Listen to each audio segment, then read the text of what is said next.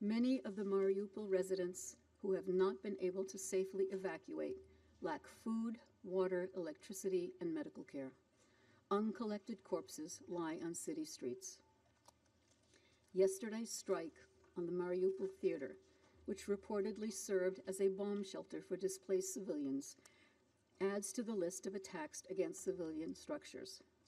While early reports indicate that the worst may have been avoided, ongoing fighting is hampering the rescue work and assessment of the situation.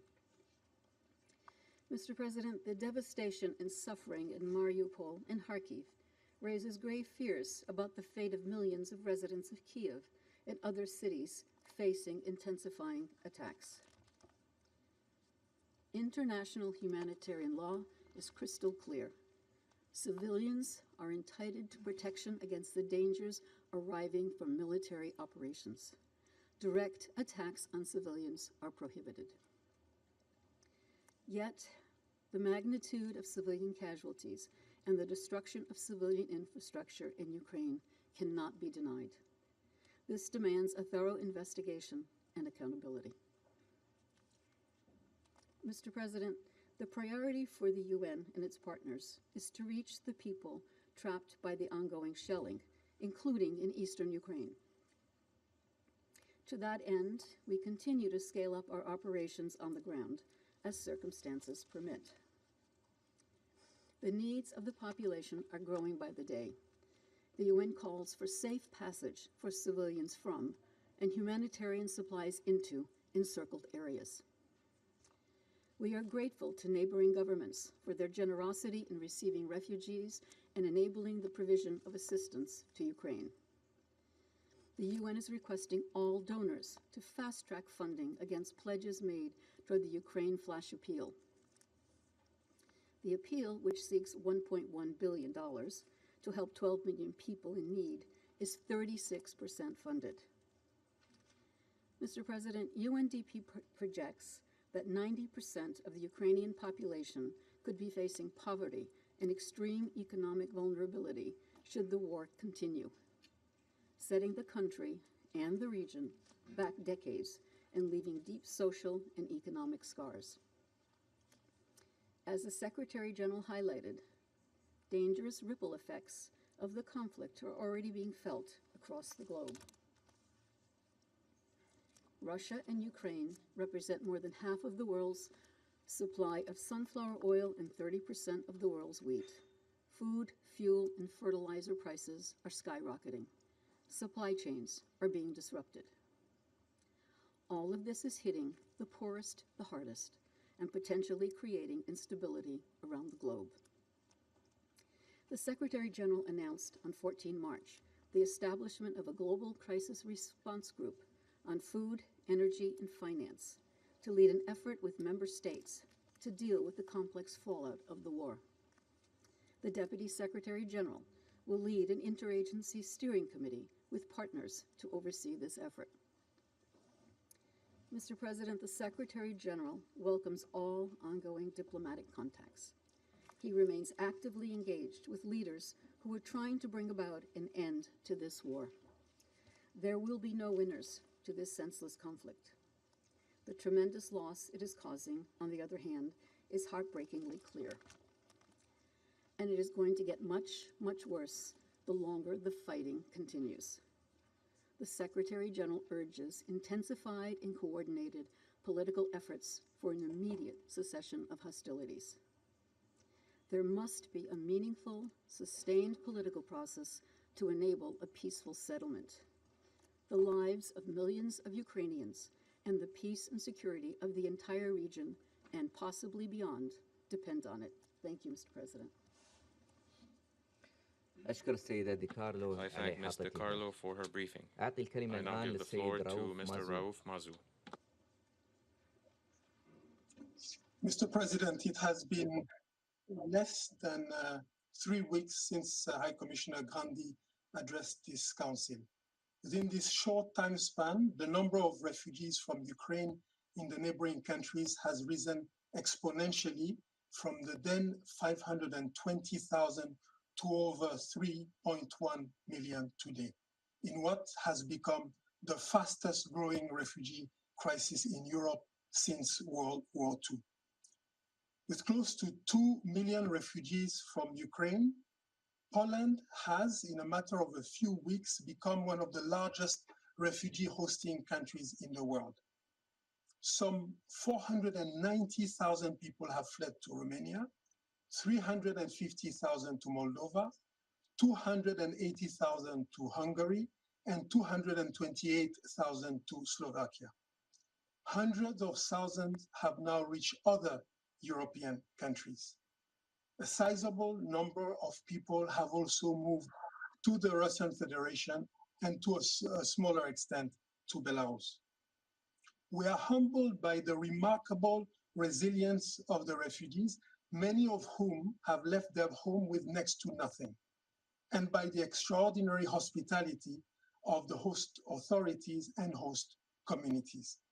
This solidarity illustrates the very foundation of the international refugee protection architecture and the spirit of the Global Compact on Refugees.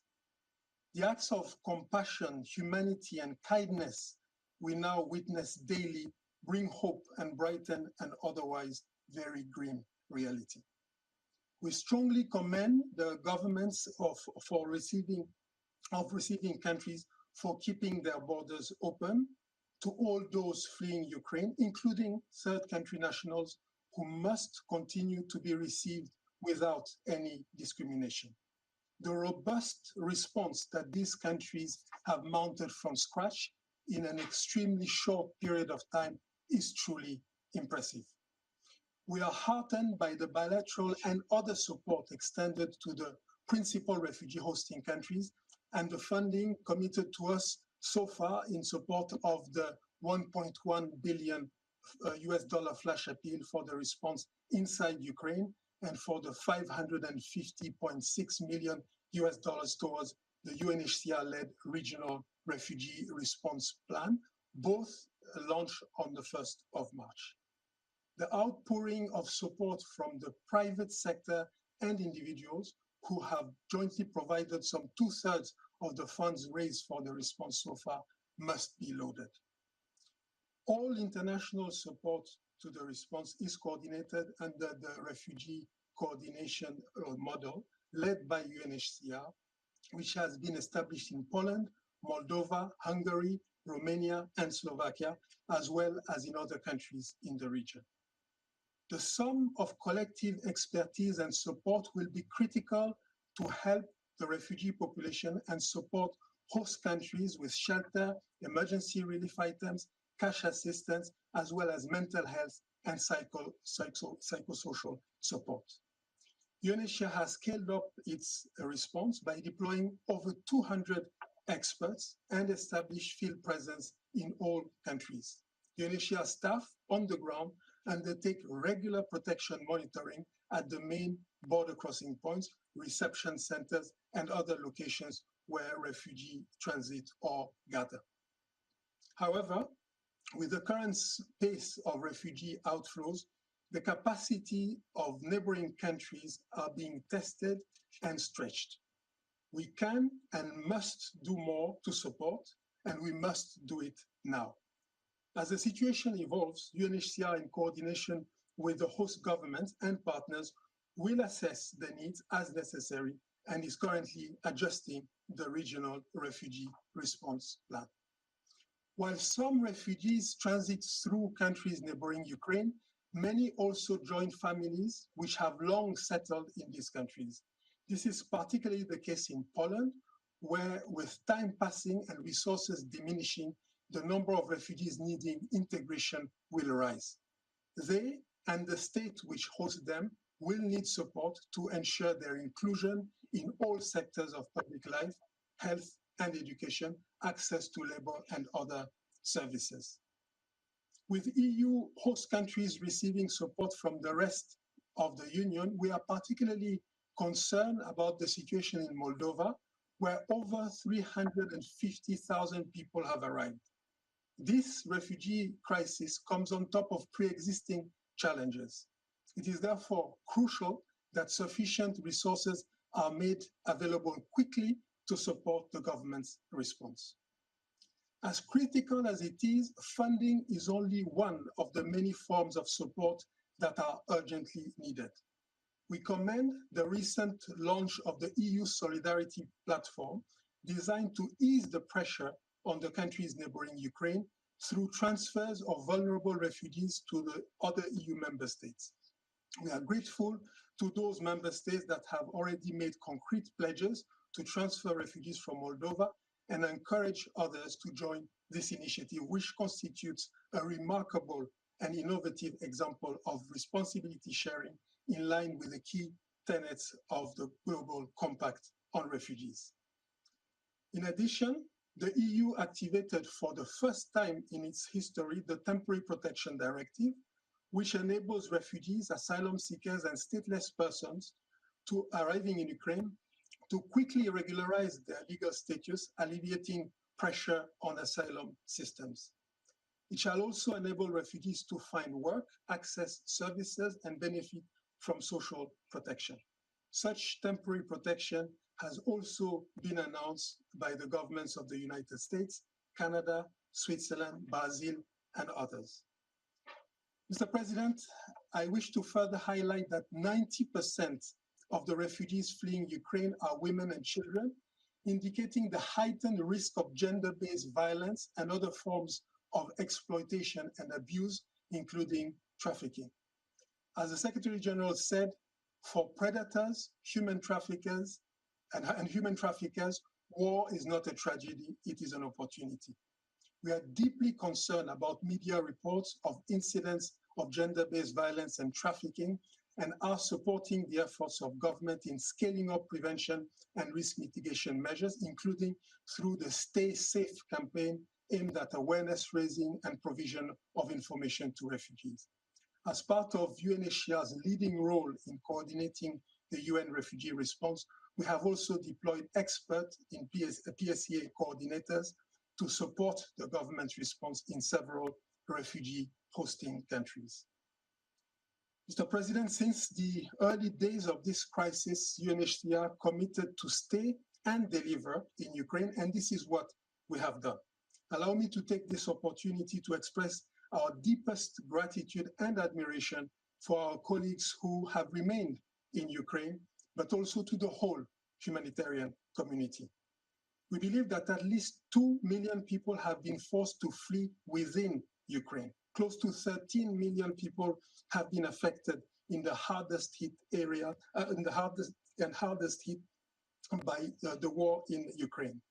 Many people remain trapped in areas of escalating conflict and, with essential services disrupted, are unable to meet even the most basic of their needs. In many locations, such as Mariupol, residents face a critical and potentially fatal shortage of food, water, and medicines. People living with disability or serious medical condition are particularly impacted. UNHCR is closely tracking negotiation for safe passage and is preparing to send humanitarian supplies as soon as conditions allow. To facilitate the provision of life-saving assistance to the population most in need in Ukraine, we have adjusted our operational presence, relocating offices and warehouses to the western and central part of the country. Together with partners, we have been able to deliver critical supplies for displaced and conflict-affected populations, including core relief items and shelter materials. We're working closely with local authorities to establish and expand reception capacity in main locations where internally displaced people arrive. We coordinate the provision of key protection services such as legal aid, social accompaniment, psychosocial support, child protection, and gender-based violence case management. Where conditions allow, we distribute multi-purpose cash to help people make choices best suited to their needs. Flexible forms of assistance are crucial, as are innovative approaches. Despite all efforts, we are unable to respond to the sheer scale of the rapidly growing needs of the Ukrainian people and systematically deliver the much needed life-saving assistance. We cannot overemphasize the urgent call repeatedly made by the Secretary General, USG DiCarlo, ERC Griffiths. Civilians and civilian infrastructure must be protected. International humanitarian law must be upheld, and safe passage for civilians in any direction they choose must be enabled. Safe humanitarian access to those in need and unhindered delivery of aid, including through a functioning humanitarian notification system, remains of paramount importance. Mr. President, in conclusion, allow me to paraphrase High Commissioner Grandi, who is today in Tajikistan after having left Afghanistan yesterday. On numerous occasions, he stressed that as we respond to the crisis in Ukraine, we cannot abandon or forget other recent and protracted humanitarian crises in many regions of Africa, Latin America, Asia, and the Middle East. Thank you. أشكر السيد مازو على I thank Mr. إحاطته. Mazu for his briefing. أعطي الكلمة Now الآن give the floor للدكتور تدروس to أدهانوم Dr. غبرييسوس. Tedros Adhanom Ghebreyesus.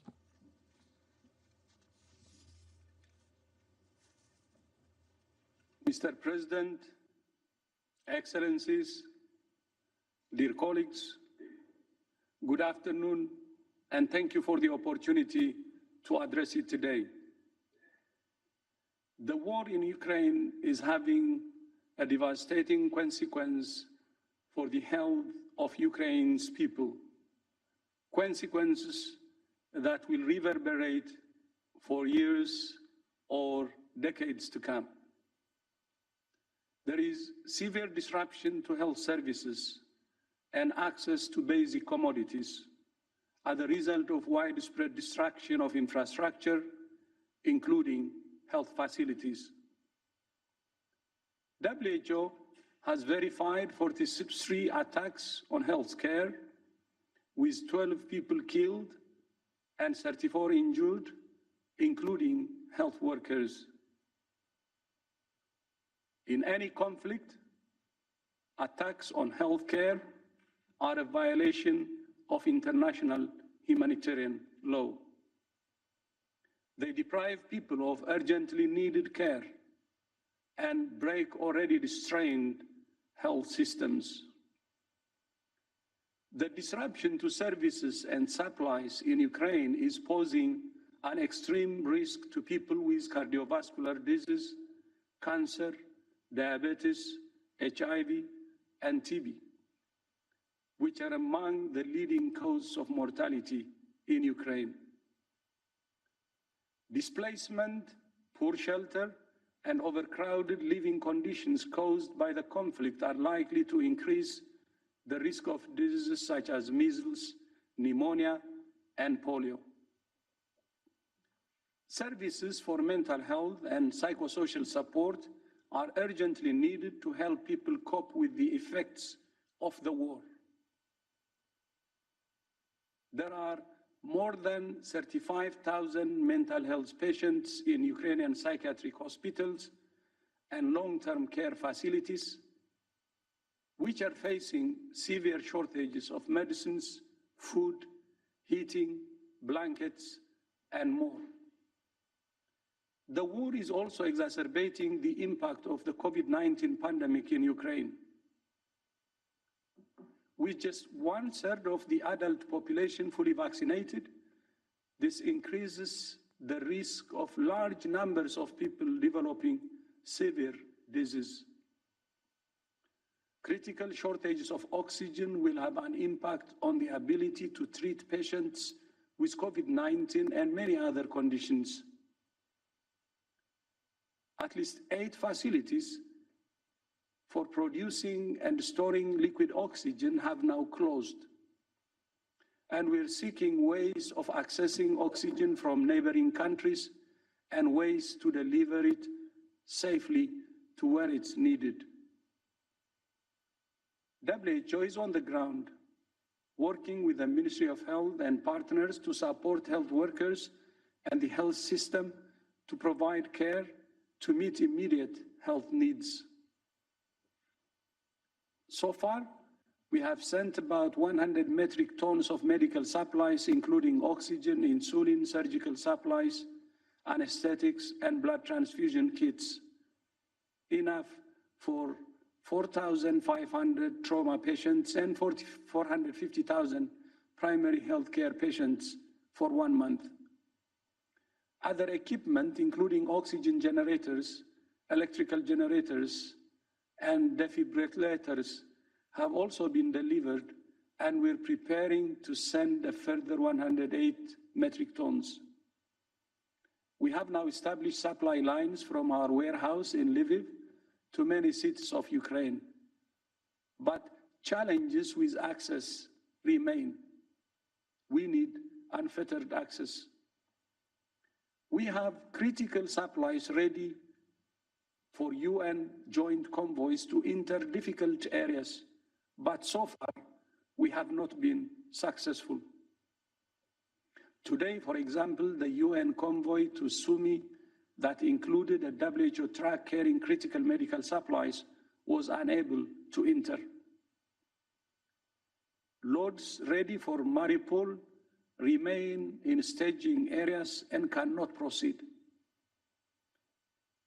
Access to this and other areas is now critical.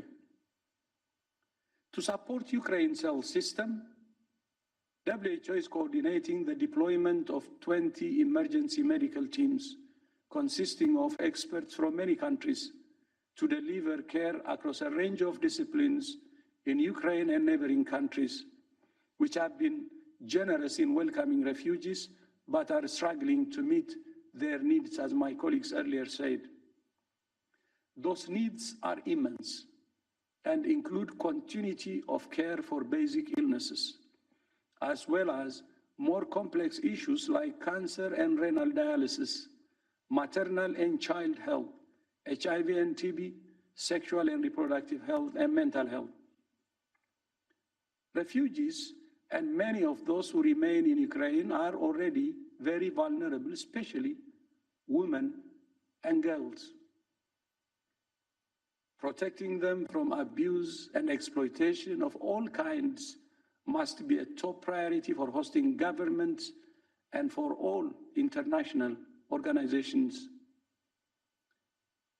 Mr. President, today I have 3 urgent requests. First, we urge the Security Council to work for an immediate ceasefire and a political solution. Prolonged conflict is in nobody's interest and will only prolong the suffering of the most vulnerable. The life-saving medicine we need right now is peace. Second, we urge all donors to support the response to humanitarian needs in Ukraine and neighboring countries, which are immense and escalating every day. Thanks to donors who front-loaded WHO's contingency fund for emergencies, we were able to respond immediately, deploying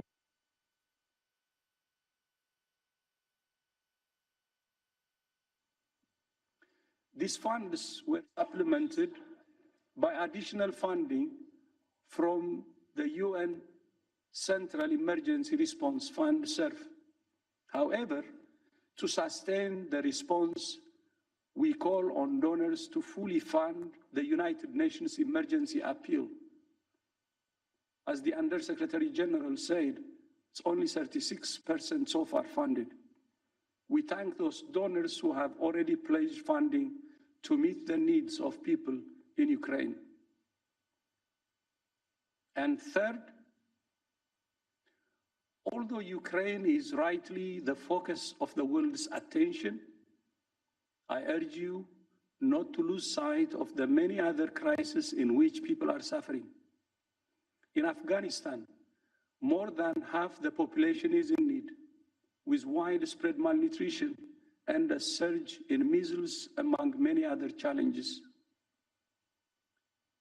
In Ethiopia, the blockade of 6 million people in Tigray for almost 500 days has created a catastrophic food and health crisis.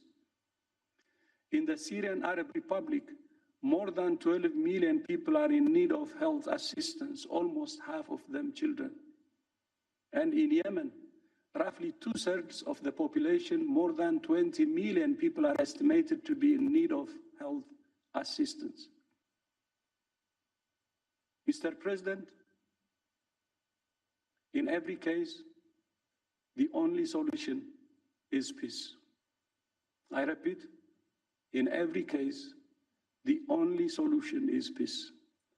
And our world needs peace more than ever.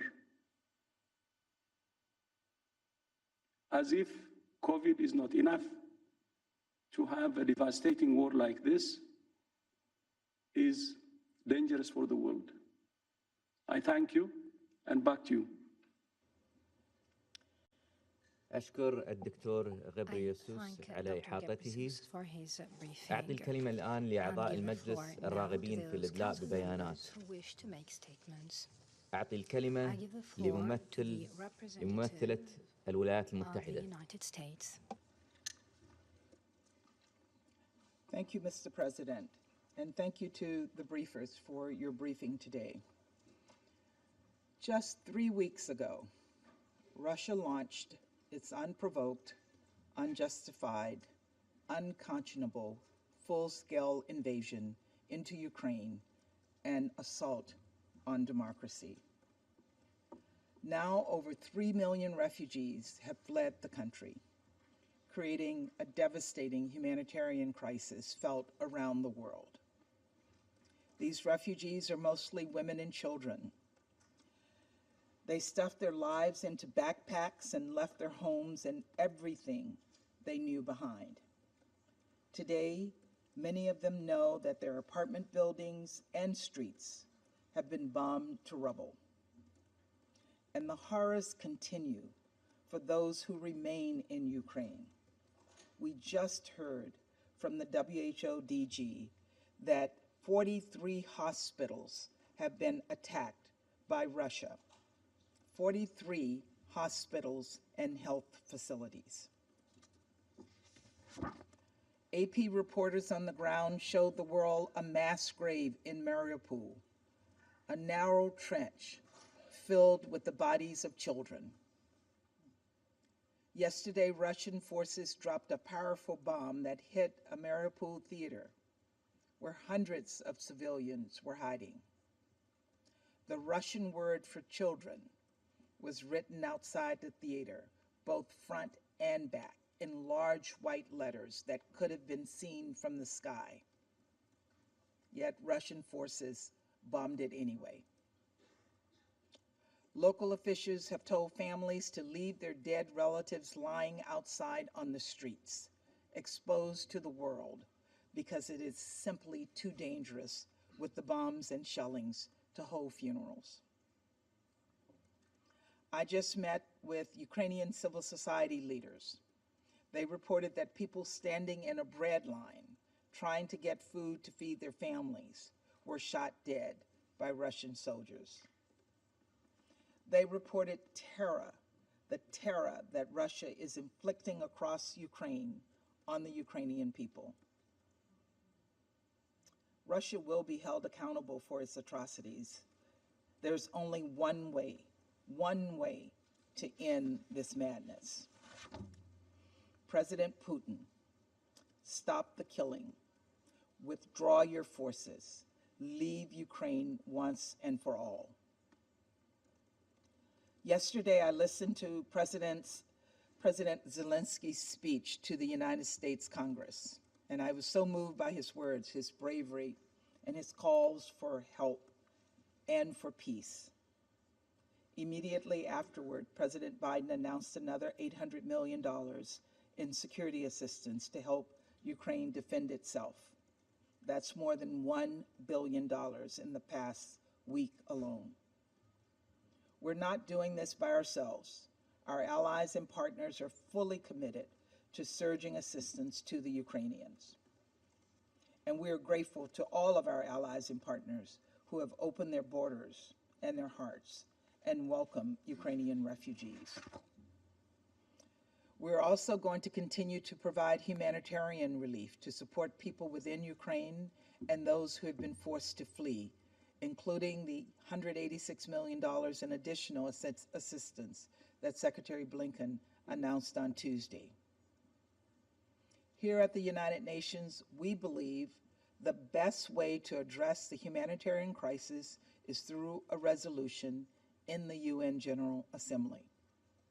The resolution in the General Assembly will reflect the views of the overwhelming majority of UN member states and Ukraine itself. The International Court of Justice issued a profound and important order yesterday to the Russian Federation, and we call on Russia to comply immediately.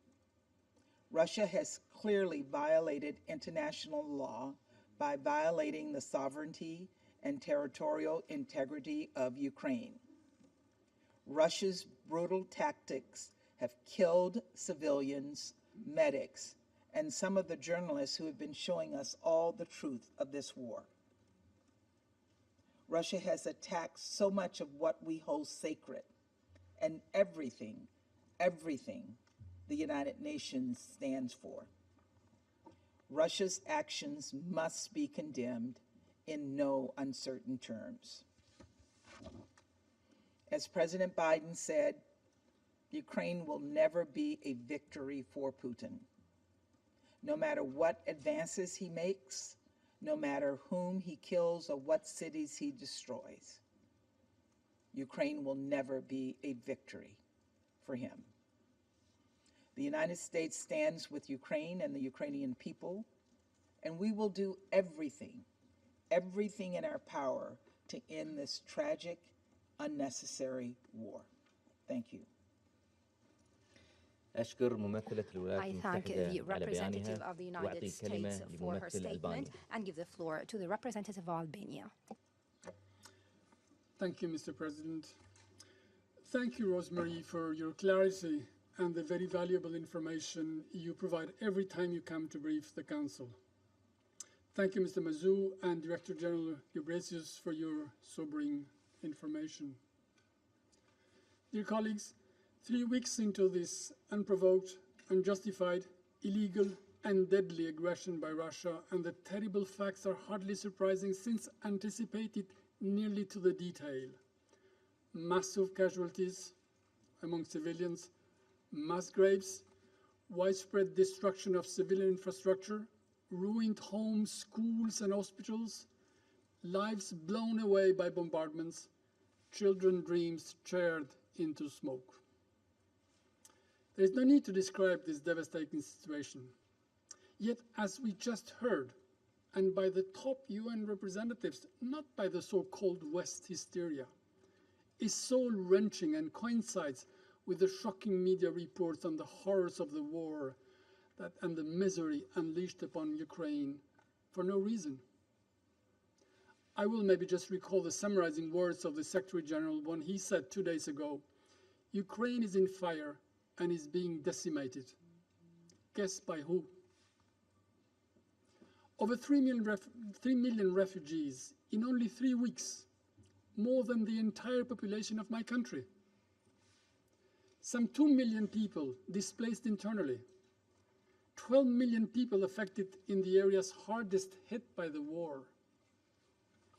UNICEF has evidence that since the start of the war, forced by this brutal aggression, every second a child has crossed the border of Ukraine. SRSG pattern warns that abuse, risks of sexual and gender-based violence, as well as trafficking, continue to mount amid wide-scale displacement. Several appeals for humanitarian corridors to evacuate civilians went unheeded. Many people remain trapped in areas of conflict and with essential services disrupted or unable to meet their basic needs, including food, water, and medicine. For the estimated hundreds of thousands who remain, there is simply nowhere to go. They can be killed even for queuing for bread, as it happened. This is the angry and the true face of the Russian aggression. Mr. President, the director of WHO that we just heard confirmed that there have been 33 attacks on Ukrainian healthcare facilities, infrastructure and workers since the beginning of the invasion, otherwise 2 every day.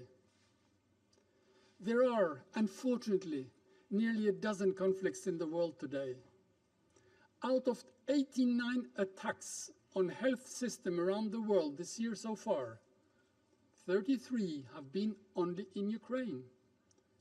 Therefore, attacking healthcare facilities and workers is becoming a tactic of war in Ukraine. Nothing is being spared. First, there was this maternity ward in Mariupol. Then there was a mosque. Yesterday, Russians bombed the drama theater in Mariupol, a shelter for nearly 1,000 citizens who were not able to flee the city. And as it was mentioned, the word children in large Russian script was painted on the ground outside the theater.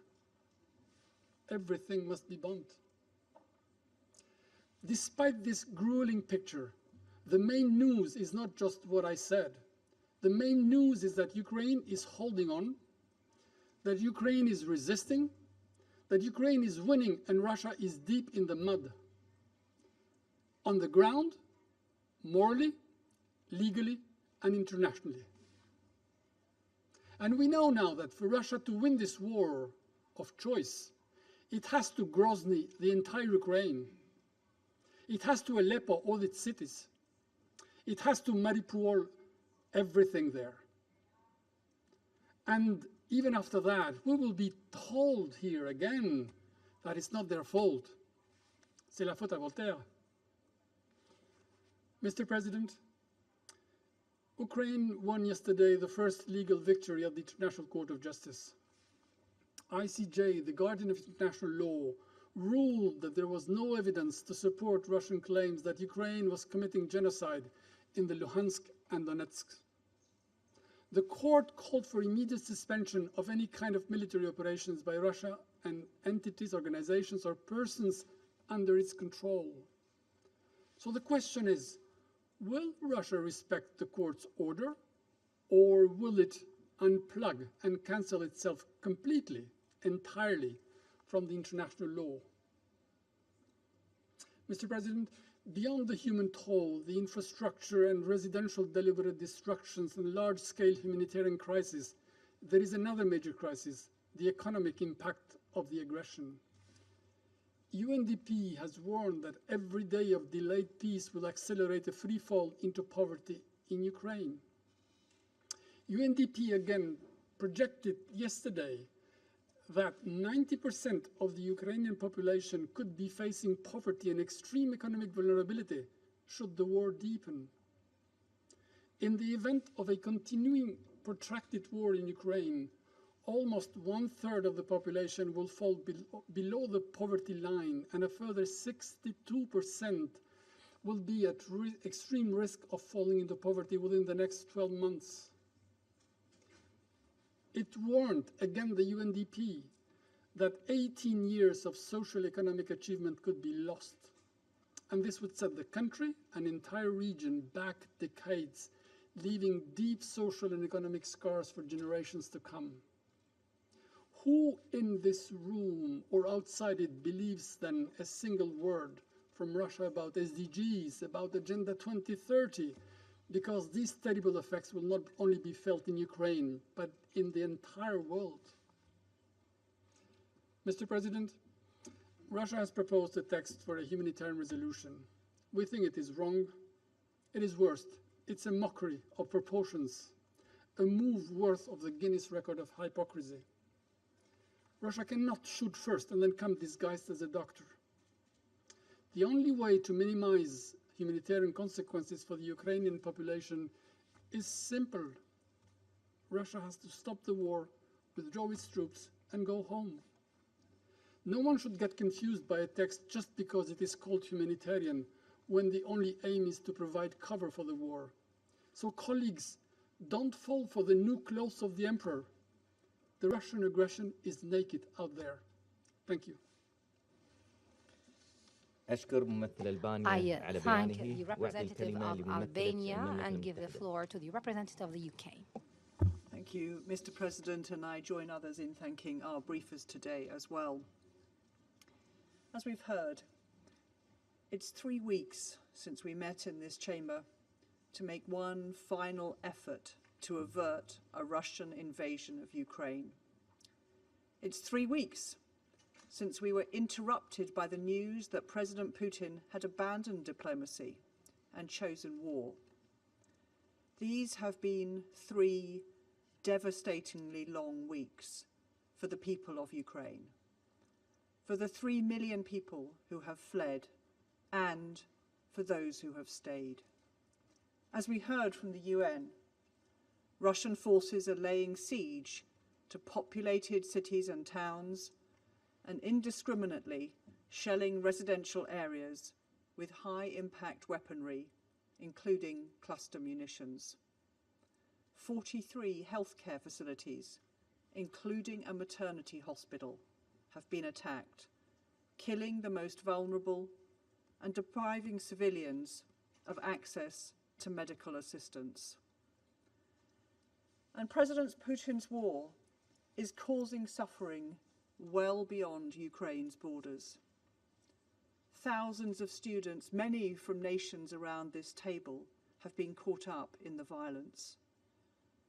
The war is spiking food and energy prices, bringing further pain to countries in the developing world already suffering from the impact of COVID and famine and conflict and climate.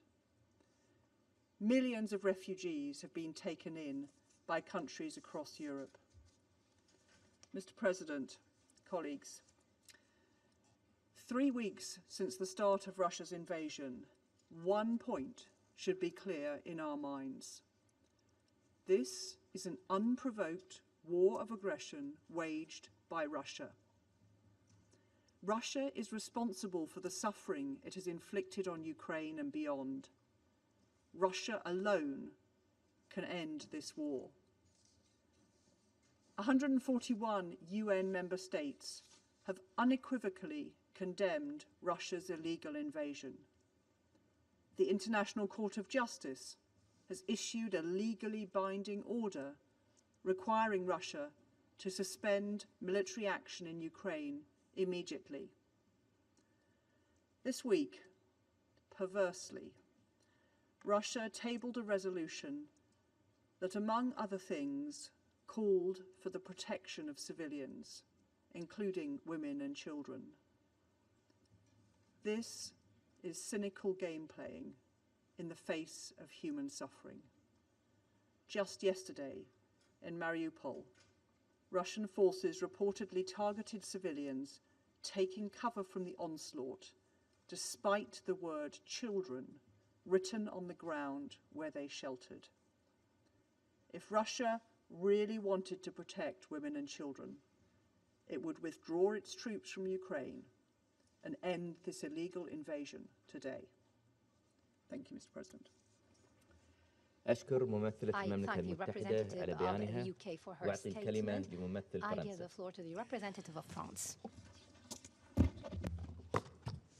Monsieur le Président, Mr. President, je remercie I thank la secrétaire générale adjointe the aux affaires Undersecretary politiques, General for Political le haut Affairs, commissaire adjoint aux the réfugiés et le Assistant directeur High général Commissioner de for l'OMS Refugees, pour leurs and the interventions. Director General of the WHO Celle-ci for their démontre, briefings. avec l'impartialité These et la rigueur briefings qui reveal with the caractérisent le travail des impartiality and the Nations rigor Unies, that the United la Nations is réalité known de for in cette its guerre work, the reality menée of this depuis 3 war semaines that has been par la waged for Fédération de 3 Russie. weeks now by the Russian Cette Federation. réalité, The c'est reality la mort de civils is the innocents deaths of ainsi innocent que de civilians as journalistes well et de as personnels journalists médicaux. and medical personnel. C'est le chaos créé partout en It is the Ukraine chaos et created bien throughout the au-delà, country and notamment well par beyond its l'aggravation borders, de in l'insécurité particular alimentaire dans le because of the monde. worsening food Ce sont insecurity les throughout the millions world. de vies brisées, It's de the toutes celles et millions tous of ceux qui lives sont forcés de fuir disrupted leur foyer of et those qui ne trouvent who were répit forced ni to dans les flee hôpitaux their ni homes dans les and who écoles. find no respite Avec whether ses in partenaires hospitals or européens, in la France schools. continuera de se With its European mobiliser partners, pour France l'accueil will de ces continue to réfugiés. mobilize Elle to continuera welcome these d'apporter son refugees, and we will soutien aux continue Ukrainiens.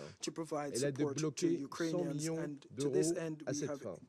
La disbursed France 100 million appelle la euros. Russie à cesser France immédiatement calls on cette Russia guerre to sanguinaire immediately cease its et à se bloody war conformer and à to l'ordonnance de la Cour comply with internationale de the justice International rendue Court of hier. Justice's order Elle issued condamne, dans yesterday. les termes les plus forts, We le condemn siège de in the plusieurs villes strongest ukrainiennes terms et les the bombardements siege against indiscriminés Ukrainian visant les populations cities civiles. and the Elle indiscriminate appelle la Russie à se bombings conformer au droit targeting international civilian humanitaire, populations. à protéger We les call civils et les on infrastructures Russia civiles to abide et à by permettre international l'acheminement de humanitarian law l'aide. to protect Les civilians and attaques civilian contre les infrastructure hôpitaux and to sont allow constitutives safe and de crimes de unfettered guerre. delivery of La France humanitarian condamne assistance. Attacks également against les hospitals actions qui ont pris rise to the des level of journalistes pour war cible crimes, and we et elle also rappelle condemn the l'obligation qui targeting of incombe aux journalists, forces and we armées de les recall the protéger. obligation of armed La forces France to est protect them. particulièrement préoccupée We par are les particularly informations faisant concerned état at reports de l'emploi of par la Russie de bombes à Russia's use sous-munitions. of cluster munitions. Elle condamne une fois de plus We le once soutien again que le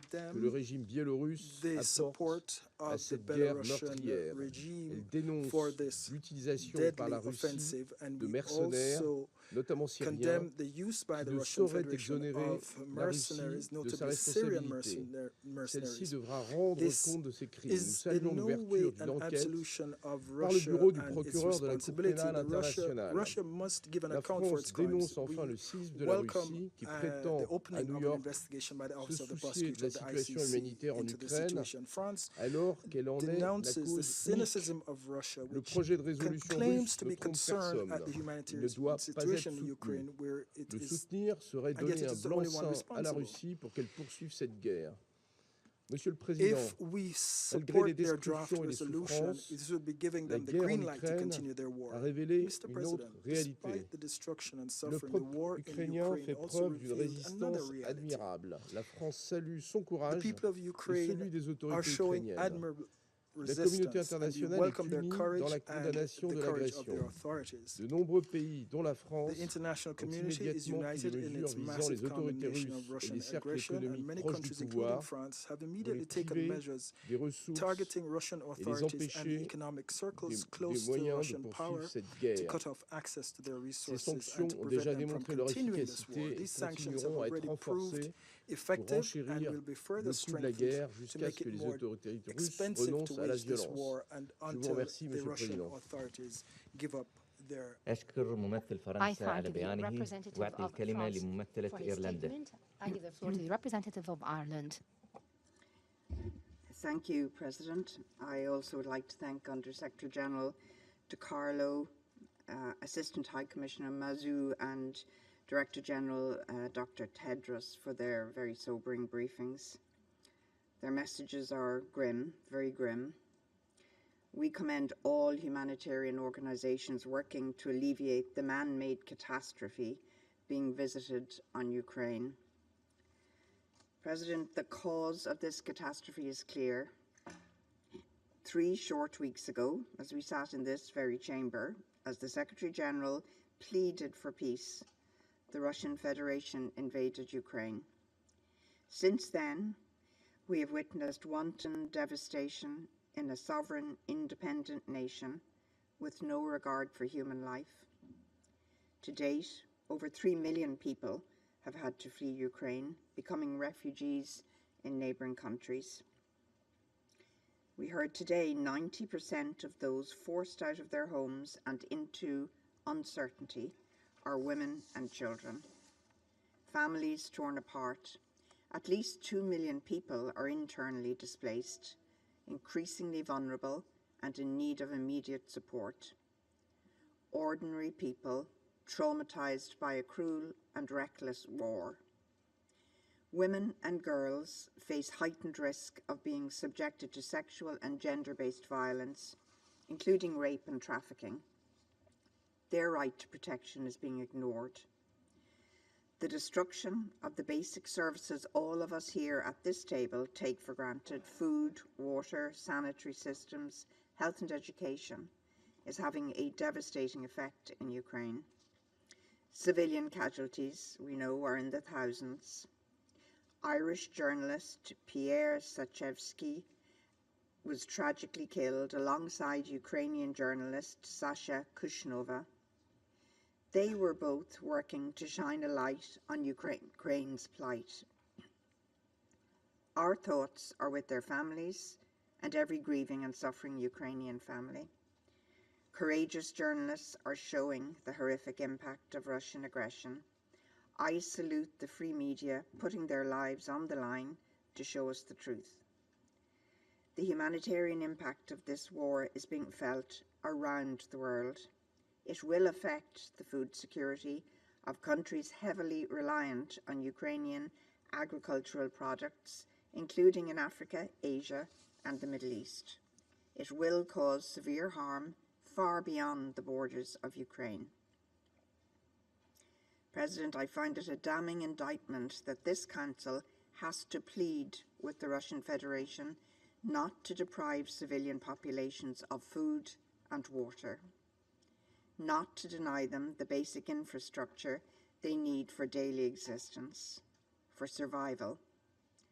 It's a damning indictment that we in this Council have not been able to speak with a united voice to save innocent lives in this war. President, the images from a besieged Mariupol are shocking. We see once again that urban warfare takes the heaviest toll on civilians.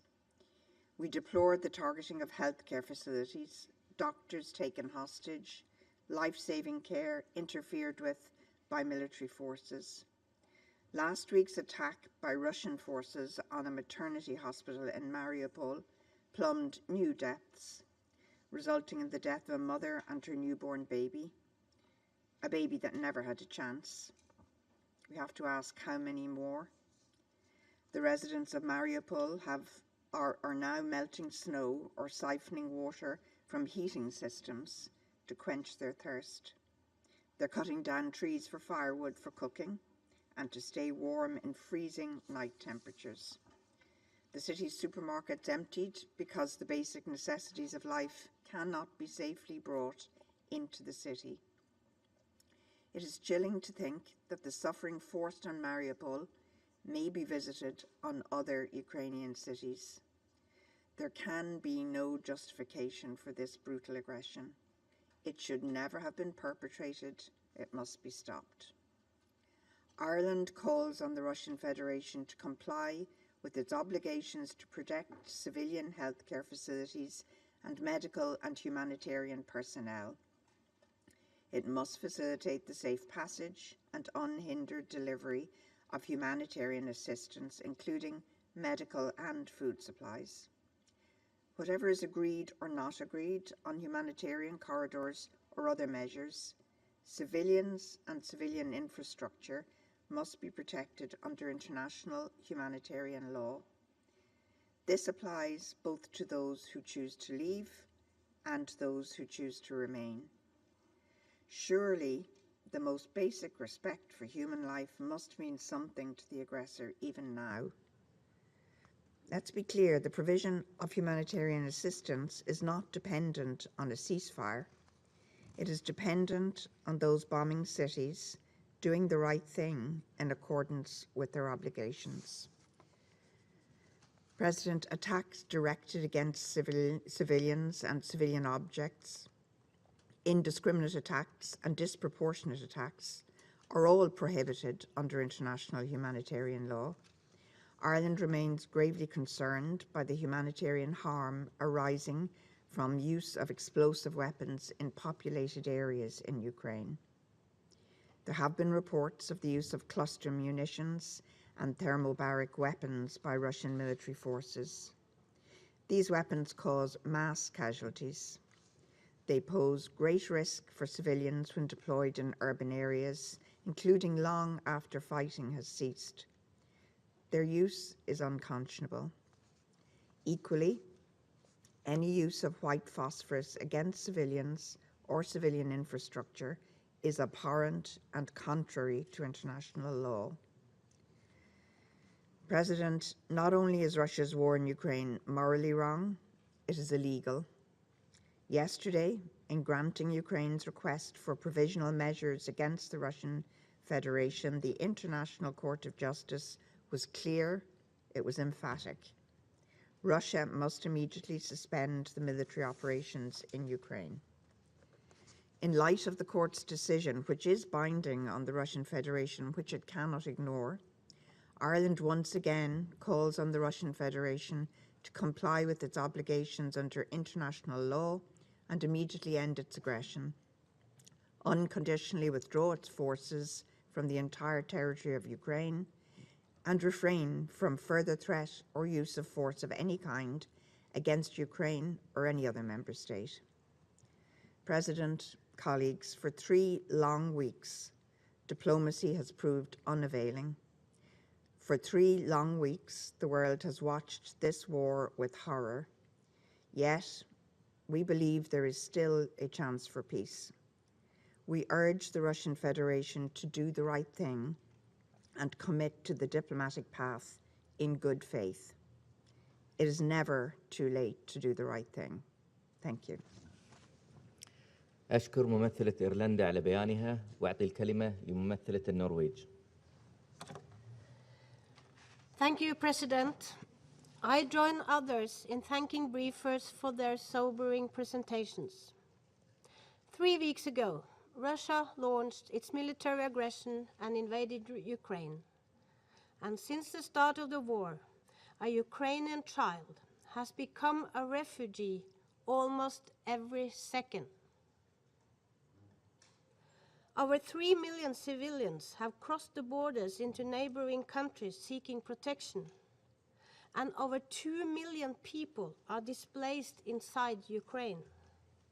They are fleeing from the horrors of Russia's unjust and illegal war against Ukraine, from the destructive power of one of the world's biggest war machines, from Russia's shelling of homes, schools, and hospitals, from Russia's indiscriminate use of explosive weapons and their deplorable use of cluster bombs, weapons that destroy cities, killing civilians even while they are fleeing or hiding. The human suffering is unacceptable. We encourage countries to keep their borders open to all those seeking safety outside Ukraine without discrimination. And we commend the generosity of the neighboring countries and their solidarity with those fleeing the war.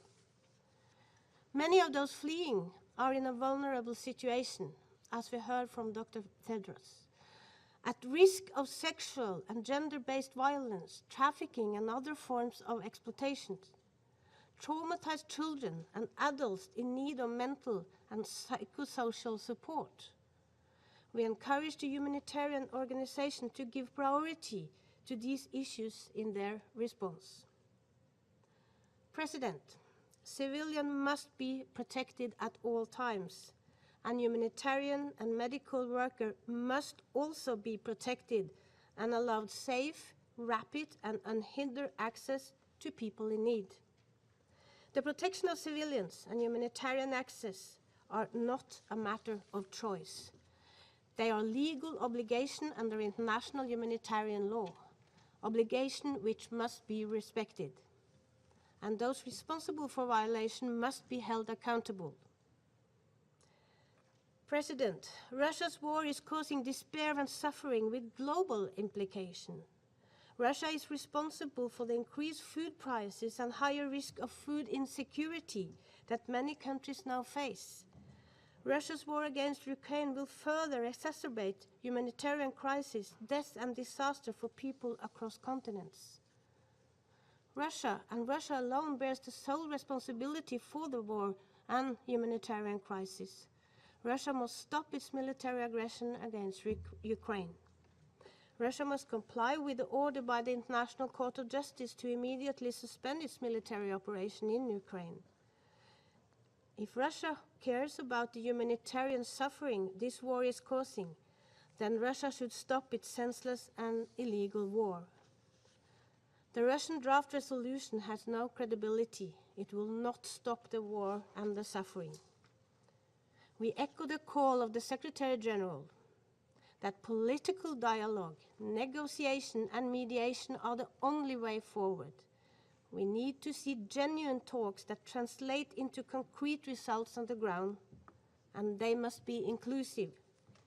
We need to see women included meaningfully in all talks, negotiation, and mediation efforts. And for the sake of humanity, this war must stop. Thank you.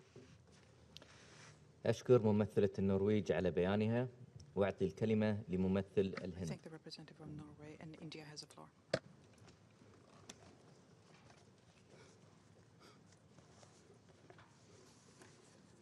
Thank you, Mr. President. Let me thank USG DiCarlo, UNHCR Assistant High Commissioner Mazzo, and WHO Director General Dr. Ghebreyesus for their respective briefing on the security and humanitarian situation in Ukraine. India continues to remain deeply concerned at the ongoing situation, which has progressively deteriorated since the beginning of the hostilities. The conflict has resulted in death of civilians, displacement of thousands of people internally, and outflow of more than 3 million refugees to neighboring countries. The humanitarian situation has worsened, particularly in the conflict zones.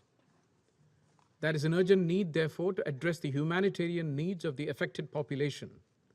In this regard, we support the initiatives of the UN and its agencies who have mobilized whatever is possible in the shortest possible time frame. We hope the international community will continue to respond positively to the humanitarian needs of the people of Ukraine, including through extending generous support to Secretary General's flash appeal and the Regional Refugee Response Plan on Ukraine. Keeping in view the dire humanitarian situation unfolding in Ukraine, India has already sent over 90 tons of humanitarian supplies to Ukraine and its neighbors as a part of the 9 separate tranches of humanitarian assistance delivered thus far. These supplies have included medicines and other essential relief material. We are in the process of identifying other such requirements and sending further supplies in the coming days. India has ensured the safe return of about 22,500 Indians from Ukraine. We have also assisted nationals from 18 other countries in that process. We are deeply appreciative of the facilitation rendered by the authorities of Ukraine and its neighboring countries in ensuring their safe return. Allow me to underscore that it is important that the humanitarian action is always guided by the principles of humanitarian assistance, which is humanity, neutrality, impartiality, and independence. These measures should not be politicized. We reiterate our call for immediate cessation of hostilities across Ukraine. Our Prime Minister has reiterated this on several occasions and called for immediate ceasefire and emphasized that there is no option but the path of dialogue and diplomacy. We stand ready to continue to engage on these objectives in the Security Council as well as with the parties in the coming days. We continue to underline the need to respect the UN Charter, international law, and the sovereignty and the territorial integrity of states. I thank you, Mr. President. أشكر ممثل الهند على بيانه وأعطي I الكلمة thank the لممثل representative of غانا. India, and I now give the floor to the ممثلة representative غانا. of Ghana. The representative of Ghana. Mr. President, I thank you for convening this meeting and also thank the distinguished briefers for the updated information on the prevailing humanitarian situation in Ukraine. I also welcome the participation in this meeting of the representatives of Poland and Ukraine. Mr. President, Ghana reiterates once more the call on the Russian Federation for an unconditional and immediate ceasefire and for the withdrawal of all its invading troops from the internationally recognized borders of Ukraine. The cessation of hostilities is critical to save lives and prevent further devastation to the Ukrainian people. It remains fundamental to addressing the worsening humanitarian situation. We remain deeply concerned about the military escalations and the disproportionate use of unconventional munitions in bombarding the cities and civilian populated areas of Ukraine, and we are disheartened by the trauma that the situation has caused, especially to the aged, women, and children. The parties to the conflict must urgently commit to a humanitarian pause to enable the evacuation and safe passage of civilians and facilitate the delivery of food, medicine, and other essential services to those in critical need and those who have been caught up in the cities under siege. We also deplore the attacks on medical facilities and call for the protection of humanitarian workers and medical personnel. We urge the parties to comply with their commitments under international law and international humanitarian law, in particular, the provisions of the Fourth Geneva Convention of 1949 relating to the protection of civilian persons in the time of war. We continue to urge the parties to accept the path of diplomacy and dialogue in resolving their security concerns. We believe that the good offices of the Secretary General should be leveraged to facilitate a peaceful resolution of the conflict. Mr. President, in concluding, I wish to emphasize that the interest and safety of the Ukrainian people should be prioritized and must be at the forefront of the actions of this Council and all other international actions. I thank you for your kind attention. أشكر ممثلة غانا على بيانها وأعطي الكلمة I thank the لممثل representative of Ghana, and I now give the floor to Gabon. Merci, Monsieur le Président. Thank you, Mr. President. Monsieur le Président, je Mr. remercie President, Madame I'd like to Di thank Carlo, Madame le Di docteur Carlo, Tedros Adhanom Dr. Tedros Ghebreyesus Adhanom et Ghebreyesus, Monsieur Raoul Mazou Mr. pour leurs Raouf exposés Mazou for sur their la briefings situation on the humanitaire en situation- Ukraine. the humanitarian situation in Ukraine. L'intensification des combats et l'exode Intensification massif of des populations fighting civiles and qui en the massive découlent, exodus of la civilians détérioration ensuing des from this conditions and de the vie deterioration et in des the living conditions sanitaires de conditions ceux qui and décident health de conditions of rester, those who les risques decide de to remain, maladies liés the à la risks rupture of de fourniture de disease services because publics de of base the disruption sont in autant basic de sujets services de are préoccupation. all causes for concern. Nous exhortons à We nouveau once toutes again les parties à call on respecter all les the dispositions du parties droit to international comply humanitaire, with the provisions à of garantir international le respect et humanitarian la law and protection to des ensure respect populations, for and y compris des protection ressortissants of africains, populations, ainsi including que des African infrastructures nationals civiles, and du personnel civilian médical infrastructure, et medical des personnel, travailleurs and humanitaires. humanitarian personnel as well. Nous réitérons l'urgence We d'ouvrir reiterate the des urgence corridors humanitaires of opening up sécurisés et safe appelons à humanitarian l'arrêt corridors, immédiat and we des call for the hostilités. immediate cessation of Sauver des vies hostilities. doit Saving lives transcender toute must considération come politique. before any political Les parties au consideration. conflit The doivent parties to saisir the toutes les conflict must possibilités qu'offre la use all diplomatie options pour offered by parvenir, diplomacy to, par le dialogue, à un through règlement dialogue, négocié achieve et a éviter negotiated settlement l'enlisement. and Je vous to remercie. avoid a stagnation in the situation. Thank أشكر you. ممثل غابون على بيانه وأعطي الكلمة I thank the لممثلة representative of كينيا. Gabon, and I now give the floor to Kenya. Mr. President, I thank the briefers for their presentations this afternoon. Kenya is gravely concerned that 3 weeks on, the armed conflict in Ukraine has continued unabated. The continuing reports of loss of lives and displacement and separation of loved ones, including through millions of refugees in just 3 weeks, is deeply disturbing. Kenya extends its condolences to the families who have lost loved ones to the conflicts and stands in solidarity with all the affected. We commend Ukraine's neighbors for opening their borders to refugees of multiple nationalities, and we urge them to continue ensuring that protections sought are offered with no discrimination on any basis, and particularly in regard to race or religion. Kenya condemns the targeting on and destruction of civilian objects and infrastructure, particularly residential homes, hospitals, and shelters. The parties are obliged to comply with international humanitarian law.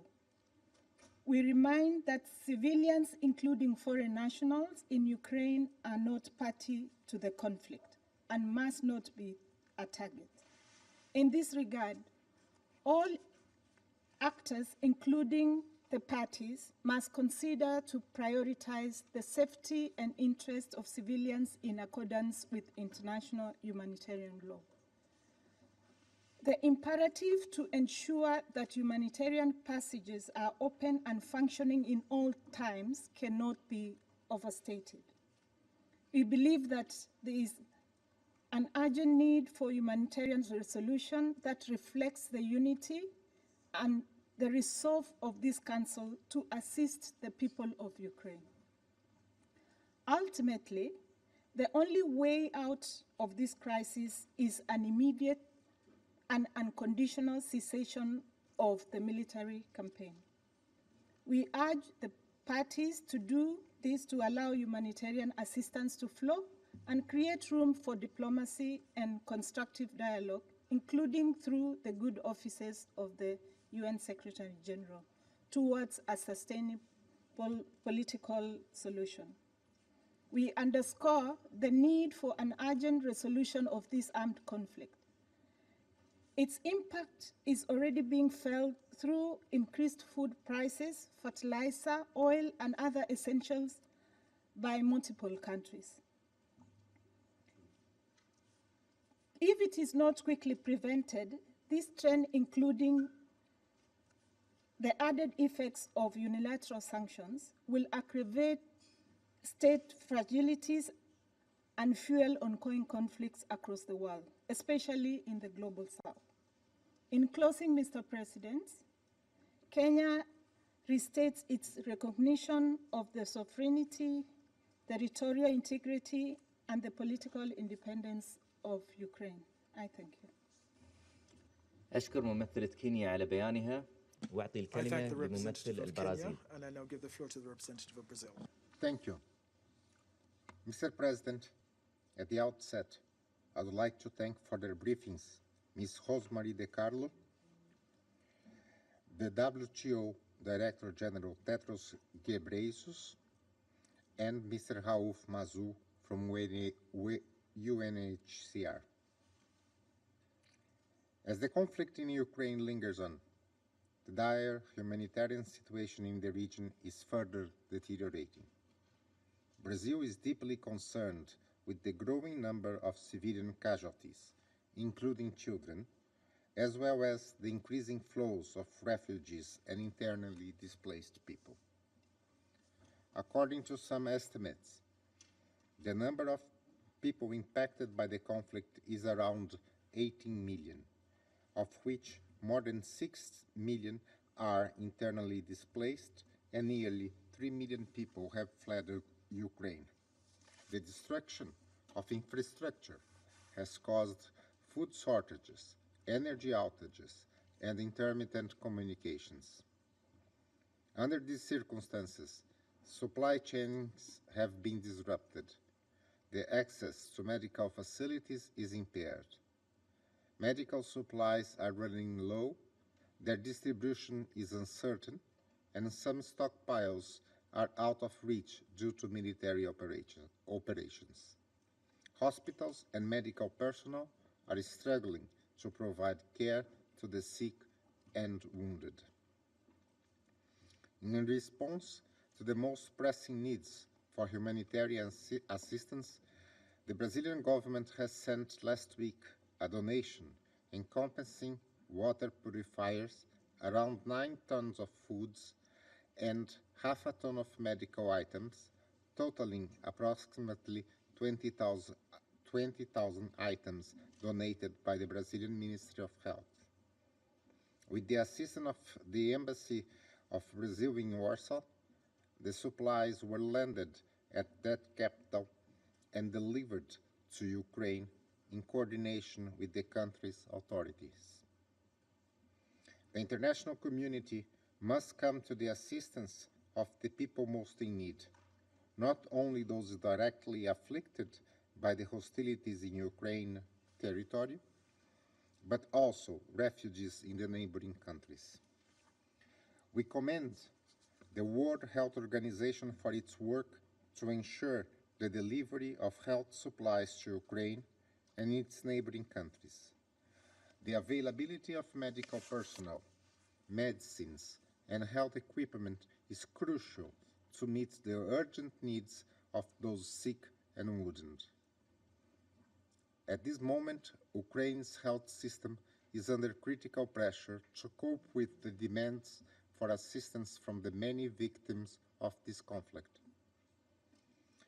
It is distressing to know that as of 12 March, the World Health Organization had verified 31 attacks on healthcare facilities in Ukraine, resulting in dozens of deaths and injuries, including health workers. The attacks against healthcare are particularly worrisome since they deprive people of life-saving services. Attacks on healthcare are violations of international humanitarian law. We reiterate our position that the immediate cessation of hostilities in Ukraine is the main condition to guarantee the passage of civilians from conflagrated zones to safe areas. Moreover, only with a comprehensive and effective ceasefire it would be allowed the rapid, safe, and unhindered access to humanitarian assistance to those in need. I thank you, Mr. President. أشكر ممثل البرازيل على بيانه وأعطي I الكلمة thank لممثل Brazil, and I now الاتحاد give the الروسي. floor to the representative of the Russian Federation. Благодарю вас, господин Thank you, председатель. Mr. President. Мы внимательно We выслушали listened наших бриферов. very carefully to our briefers, Разделяем and we озвученные share the озабоченности ООН о гуманитарном кризисе, by the который UN on the humanitarian crisis, which is unfolding in a number of regions in Ukraine. На него справедливо указывают и наши коллеги Our по Совету colleagues in Безопасности. Security Council are also rightfully pointing to it. Однако разница в том, But the что difference оценки here is that the некоторых, в assessments частности, of some, западных in государств, particular Western states, базируется are based помимо ситуации с беженцами in addition, above and на beyond the раздуваемой с situation самого with начала refugees российской on специальной военной the операции на hyped Украине, up кампании дезинформации, campaign которая of lies and disinformation берет все in новые и новые Ukraine is высоты. reaching new and new heights, and Вот it и сегодня started мы at the very услышали beginning at the целый special ряд military operation. подобных Today we've heard a whole сообщений из уст slew наших коллег. of such information from our colleagues. Это и обвинение в The обстреле, accusation ставшего уже нарицательным роддомом в the Мариуполе, shelling of the infamous now и maternity hospital in бомбежки Mariupol, and Мариупольского the театра, shelling of the и Mariupol о том, что theater, Россия не and the выпускает fact беженцев, that Russia is not и о allowing том, что Россия refugees to leave, бомбила and that мечеть Russia Султана shelled Сулеймана the в mosque of Мариуполе, и о Sultan том, что Suleiman in Россия из Mariupol, автоматического, российские войска из автоматического and оружия that Russia using расстреляли в очередь automatic weapons в Чернигове. to shoot Все a эти bread line фейки in неоднократно Chernihiv. опровергались. Я, во-первых, And хочу this сказать has своей been американской коллеге, refuted когда она many a time. сказала, сослалась на The генерального директора ВОЗ, American colleague referred to the который Director якобы General of сказал, WHO, who что allegedly Россия said разбомбила, that Russia что 33 госпиталя были 33 подвергнуты бомбардировке Россией. hospitals were Я bombed хочу by обратить внимание, Russia. что I'd like to draw генеральный your директор attention to the ВОЗ, fact that the Director спросите у General него, of WHO, and please ask этих him, слов не говорил. did not say Насколько this. нам известно, As far as we know, не в правилах ВОЗ it is not осуществлять within атрибуцию their о том, rules кто to произвел те или иные удары по who медицинским учреждениям. conducted a strike А against вот a medical к facility. вопросу об атрибуции, о Now, том, on the кого issue of считать виновным attribution, who в is разрушении at fault медицинского учреждения when на it comes Украине, to у нас destroying много вопросов. medical facilities in Ukraine, Мы is еще something к that этому we have вернемся. many questions about, and we'll revert to that. В Чернигове расстрел Now, in очереди. Chernihiv, the Это было line давно in уже Chernihiv, опровергнуто. this Российских has been военнослужащих в refuted many a Чернигове time нет. ago. There are no Это Russian все, military скорее in всего, Chernihiv. последствия I бездумной think раздачи оружия this is a кому угодно consequences на of Украине. just distributing Хочу weapons сказать, to что whoever wants to было have за them это in время, Ukraine. помимо During других this видов вооружений, time, было in роздано addition населению to other kinds of бесконтрольно weaponry, 25 тысяч автоматического оружия. 25,000 pieces of automatic weapons had been distributed to Мечеть, population at large. мечеть Now the mosque, Султана Сулеймана в the Мариуполе. Sultan Suleiman Mosque in Mariupol, Президент фонда мечети the Султана president Сулеймана of the fund в of the Мариуполе mosque опроверг Sultan Suleiman Mosque сообщение о in том, что турецкая Mariupol мечеть с 80 мирными жителями была refuted the fact обстреляна that российскими the войсками. Turkish mosque Так with что я не знаю, 80 кто войдет в people книгу was рекордов Гиннесса по shelled цинизму, но я by точно Russia знаю, from the east. So I don't кто know who will войдет end по up in рекорду the фейков Guinness за одно заседание Book Совета of Records, but I Безопасности. do know who will hold the record on Книгу рекордов fakes voiced during one single meeting of Security Council. That will be a Guinness Book record. Как я уже говорил, своего As I рода символом, already said, работающей a sort of сейчас на полную symbol мощность of западной и украинской фабрики фейков, the fabric manufacturing fakes стала ситуация в Мариуполе by the вокруг него. Ukrainians and the Хочу пояснить для Westerners тех, are кто the не знает, situation в in чем Mariupol особенность and этого around города. this city. Well, let me explain to you why this place is special.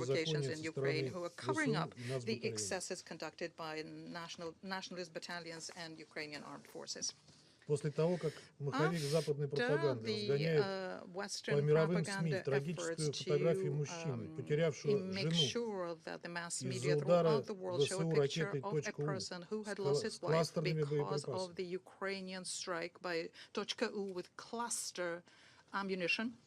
По центру Донецка against the center of Donetsk, выдавая происходящее And this как is сцену из presented Киева, as something that had taken place in Kiev. призывать вас к какой-то After объективной оценке that, сложно. it's very difficult for us to ask Еще you раз to be напоминаю, что никто rational in из your вас, assessment. из Once западных again, СМИ, let me не сказал ни recall слова о that neither трагедии в one Донецке, of you унесшей or Western mass жизни более media said 20 мирных жителей. anything about the tragedy in Donetsk, which resulted in 20 deaths of Наконец, третий civilians. фейк. And the third fake. Now, Россия якобы Russia насильно пытается вывести allegedly жителей из is Мариуполя и других forcing the украинских people from городов к Mariupol себе, and other Ukrainian поэтому открывать towns следует лишь into Russia. гумкоридоры на Therefore, Украине. only humanitarian corridors into Это Ukraine откровенная should be ложь. opened. This is a barefaced С lie. начала специальной военной Since the операции beginning на of the special горячую military линию Минобороны operation, России the поступило hotline of the свыше Ministry of Defense of 2,5 Russia миллионов received more запросов than 2.5 million requests. о эвакуации в Россию. Requests for being evacuated into Russia. К сожалению, вынуждены Unfortunately, констатировать, we что have пока to не state получается that we эвакуировать have всех, not been потому able что to им evacuate запрещают это everyone делать yet, but this is украинские власти. because the Ukrainian authorities are prohibiting Но people только за from doing that. предыдущие сутки из But наконец-то during the previous разблокированного нами 24 многострадального hours Мариуполя alone, была from обеспечена the finally безопасная opened up эвакуация long-suffering свыше Mariupol, 31 we managed to тысячи ensure мирных the граждан, evacuation of more than в 31,000 том числе civilians, 89 including иностранцев, среди 89 foreign которых nationals, 71 сотрудник amongst whom ОБСЕ, 71 OSCE staff, 9 граждан Греции, 9 9 Greek граждан nationals, Пакистана. and 9 Pakistani Из nationals. 31 тысячи Out of the эвакуированных, только 31,000 36 evacuees, only человек перебрались 36 на people подконтрольные Киеву moved to the территории Kiev-controlled Днепропетровской области. territories in the Dnipropetrovsk Остальные выбрали Oblast. The путь в Россию rest и в of them населенные пункты opted for Запорожской и Russia Херсонской and областей in the areas of Zaporozh and Kherson подконтрольной Oblast under вооруженных the сил control России, of the Russian выразив armed категорический forces, отказ and переезжать на categorically контролируемые киевскими refused властями to территории. move over to the territories under Kiev control. Вся гумоперация The проводилась whole силами humanitarian подразделений operation ДНР was и conducted by вооруженных the сил России DNR без forces какого-либо and участия Russian украинской armed forces стороны. without any participation from Обращаю the ваше Ukrainian внимание, side. что I'd сегодня like to draw your автомобильная attention to пробка the fact на that the выезд из Мариуполя в направлении car освобожденных jam от at the exit укронацистов of Бердянска и Mariupol Мелитополя of people moving towards Berdyansk and Melitopol, freed составила from 10 Ukrainian километров. Nazis, is 10 kilometers long. Пока в город не вошли российские силы, Until такого мы не Russian наблюдали. liberators И это entered the неудивительно, ведь city, this мирные is not жители, something как я that уже was сказал, seen, нужны and были this is not a нацистам в качестве surprise щита. because the peaceful civilians were needed by the Nazis as a human shield. Те, кто спасся из And those who Мариуполя, escaped рассказывают from о Mariupol массовых are telling us бесчинствах и about преступлениях mass батальонов atrocities территориальной and обороны, crimes conducted by the territorial defense, издевательствах над стариками, about женщинами the и детьми. abuses against the Всем elderly, этим women людям and children. оказывается And all индивидуальная of these медицинская и people are being психологическая individually помощь. provided with medical and psychological assistance. По-разному пока складывается The ситуация на других situation in направлениях. other areas varies. Вчера нами в полном объеме был Yesterday, соблюден режим we тишины по ранее have fully complied предложенным with the украинской стороне guns гуманитарным regimes коридорам along на the Киевском, humanitarian corridors Запорожском, proposed the Житомирском, Ukrainian side Сумском, and the Kiev, Харьковском и Zaporozhye, Полтавском Zhytomyr, направлениях. Sumsk, Kharkovsk, and Poltav directions. Это And неоднократно this подтверждено has средствами been many объективного times контроля, в том числе confirmed с by the means of использованием objective беспилотных control, летательных аппаратов. including with the use of drones. По открытым в On сторону the России гуманитарным humanitarian коридорам corridors opened неонацисты towards никого не Russia, выпускали, угрожая neo-Nazis физической were not расправой. allowing кому people to удавалось go, they прорваться, threatened безжалостно them, обстреливали. and those who managed to break through were being shot at.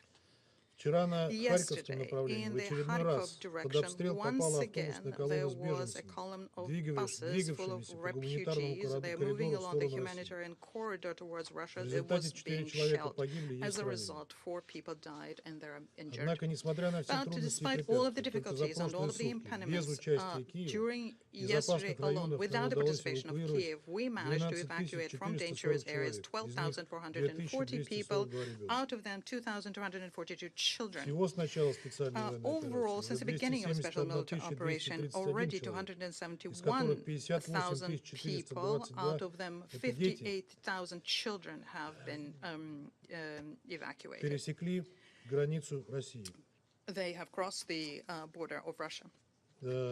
включая 31 тысячу This единиц includes личного автотранспорта. 31,000 individual cars.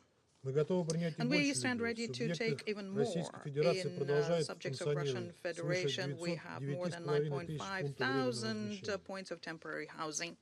На освобожденных же территориях нами создаются все необходимые условия для беспрепятственного доступа желающих к гуманитарной помощи, которая в ряде мест фактически остается единственной возможностью выжить. Humanitarian assistance, which remains in many places the only possible means of survival. При этом медикаменты, одежда и продовольствие, поступающие от международных организаций, в частности, от МККК, мэры украинских городов перепродают местным предпринимателям. Такие факты нами достоверно установлены в городах Житомир, Ивано-Франковск, Ровно, Луцк, Владимир-Волынский и Львов. Заложников, по сути, в заложниках у батальона территориальной обороны продолжает оставаться 6910 иностранных граждан из 22 государств, а также экипажи 70 иностранных судов, заблокированных в морских портах Украины в связи с высокой минной опасностью, созданной киевскими властями в своих внутренних водах и территориальном море, а также в связи с возможными провокациями ВСУ со стороны Беларуси. Мы продолжаем осуществлять поставки гумпомощи нуждающимся жителям Украины. Только в Мариуполе нами было доставлено уже более 450 тонн продуктов питания, медикаментов и предметов первой необходимости. Всего же со 2 марта силами МЧС и Минобороны России в отдельные районы Украины, включая Донбасс, в общей сложности уже доставлено без малого 3000 тонн гуманитарных грузов, а также стройматериалов. Другой вопрос в том, что в ряде случаев местная администрация просто-напросто угрожает расправой за получение российской помощи. На этом фоне почти каждый день мы видим сообщения из западных столиц о новых поставках Киева очередных партий всевозможных вооружений. Information from Western capitals that they are providing Kiev with yet another cargo of all kinds of weaponry. Только вчера Вашингтон объявил, что уже на этой неделе передаст Украине оборонную помощь на $1 миллиард. Вы подливаете бензин в этот конфликт. Уже сейчас очевидно, какой трагедии привела бесконтрольная раздача простого легкого оружия всем желающим. А знают ли западные избиратели и налогоплательщики о рисках попадания этого вооружения, включая ПЗРК, терроргруппам в Европе? Да и в целом, осознаете ли вы, опасность подогревания ситуации на Украине для собственной безопасности? Все читали новости про упавший на территории Хорватии начиненный взрывчатки беспилотник, прилетевший с территории Украины. Слово сказать, он остался незамеченным, хотя пролетел над несколькими странами, при этом от самой западной точки Украины до Загреба свыше 700 километров.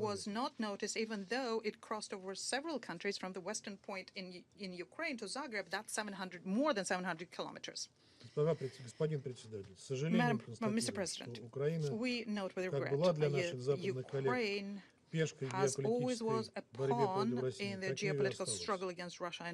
Западным политикам было наплевать на то, как все эти годы от украинских обстрелов страдали и погибали донбассы, включая женщин, детей и стариков. Если бы это было не так, мы бы сейчас не сталкивались с неприглядной вознёй вокруг проекта гуманитарной резолюции Совета Безопасности Украины. После того, как ее текст разработали Франция и Мексика, он сразу же перестал быть гуманитарным и наполнился политическими формулировками, не имеющими никакого отношения к гуманитарному вопросу. Без этого, как нам было четко сказано, западным странам проект не нужен. С тем, чтобы получить антироссийский продукт, они готовы продвигать его не в Совете Безопасности, а в Генассамблее, игнорируя то, что такой документ гуманитарщикам ничего не даст. Поэтому Россия внесла в Совет свой проект, содержащий все то, что нужно гуманитарщикам. Там нет только политических оценок, которых вы не найдете в других гуманитарных резолюциях. Мы открыли документ для коспонсорства всех членов ООН. Однако нам говорят, что гуманитарная резолюция, представленная Россией,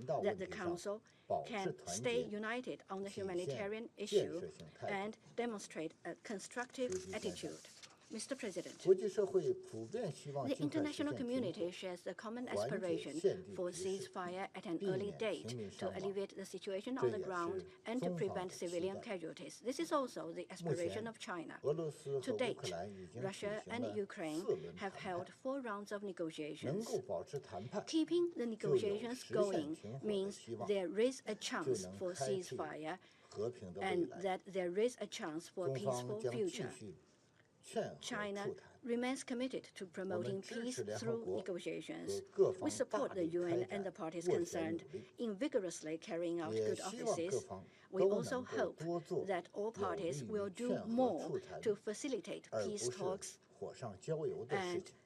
not to 实践证明， add fuel to fire. 一味依靠 Facts 制裁 have 解决不了 proven 问题， that wanton use of 还会 sanctions 制 will 造 not 出 solve any 新的 problem 问 but 题。 will instead create 在 new 全球 problems. 经济复苏 Given 乏 the 力的情 sluggish 况下， recovery in global 无限 economy, 制的制裁 ever 正 escalating 在破 sanctions 坏国 are 际产业链 undermining 供应 stability 链 in 稳定， international industrial chain 加 and 剧 supply 粮 chain, 食、能 thus 源危机， exacerbating food and 伤 energy 及各国， crisis, 特 damaging 别是 people's 发展 livelihood 中 in 国 all 家的 countries, developing 民生， countries in particular, 引发 and 新的 triggering 人道后果。 new humanitarian 这也是安理 consequences. 会 This is 在 also 处理 an 乌克 issue 兰 that the 人道 Security 问题 Council shall pay attention 是 to 应该 when 重视的 addressing 问题。 the humanitarian 谢谢你，主 situation 席 in 先生。 Ukraine. Thank you, Mr. President. أشكر ممثل الصين على I thank the بيانه representative of وأعطي China and I الكلمة give the floor to لممثل the المكسيك. representative of Mexico. Muchas gracias, Thank you very much, señor Mr. presidente. President.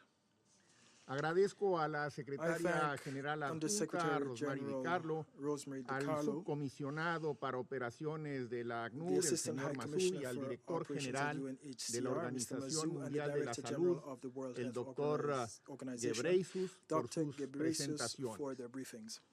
Han transcurrido It has been 3 3 semanas weeks now desde el inicio de since la the invasión beginning rusa a of the Russian Ucrania invasion y el saldo of es Ukraine, realmente and the toll devastador. is truly a devastating Hemos one.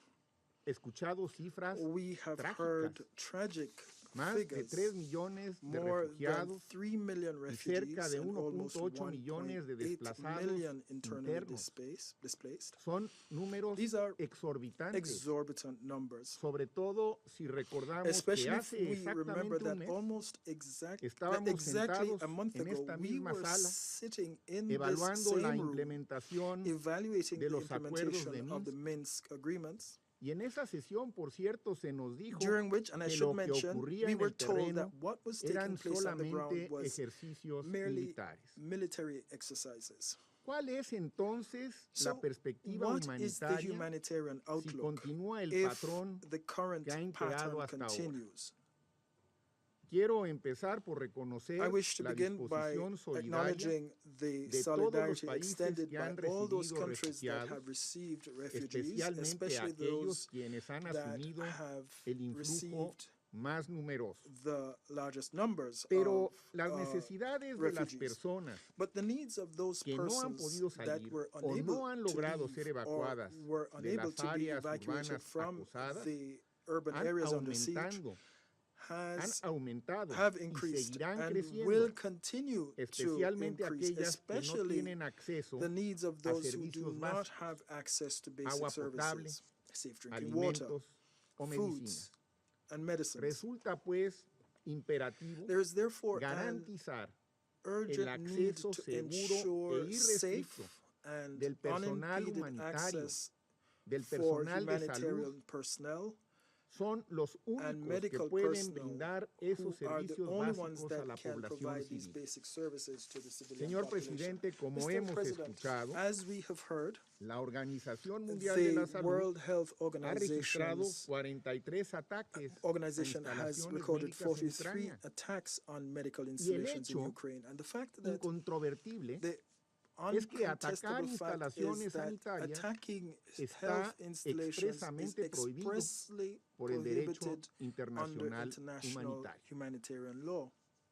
Urge entonces There's garantizar therefore que se an respeten urgent las need más for de guarantees 300 that the over instalaciones médicas 300 medical que se encuentran a facilities lo largo de las found líneas del along conflicto the lines of the o conflict dentro de or ellas. behind the lines of the conflict Deploramos will también not be los ataques attacked. contra el personal de We salud, condemn the attacks así against como de sus medical medios de personnel transporte as well as o del their equipo que requieren vehicles para poder or the operar. equipment they need to Las do their work. consecuencias a corto The y a largo long-term plazo and de estas short and acciones sobre la long-term impacts población of these civil attacks y en against contra de civilian los sistemas de populations and salud against health pueden facilities en efecto ser can irreversibles indeed be y por eso irreversible, mismo and for that son very reason inadmisibles. they are Reiteramos unacceptable. nuestro llamado a We cumplir con reiterate las our call resoluciones del Consejo for de Seguridad en compliance la with materia, Security Council la resolutions dealing with this issue, 2286, and that would que be incluye Resolution menciones 2286, which específicas a includes la protección specific del personal mentions of sanitario y protection humanitario, for medical and y la humanitarian personnel, 2573, and Resolution que se refiere a los 2573, bienes which civiles refers to considerados civilian property como considered indispensables. as essential.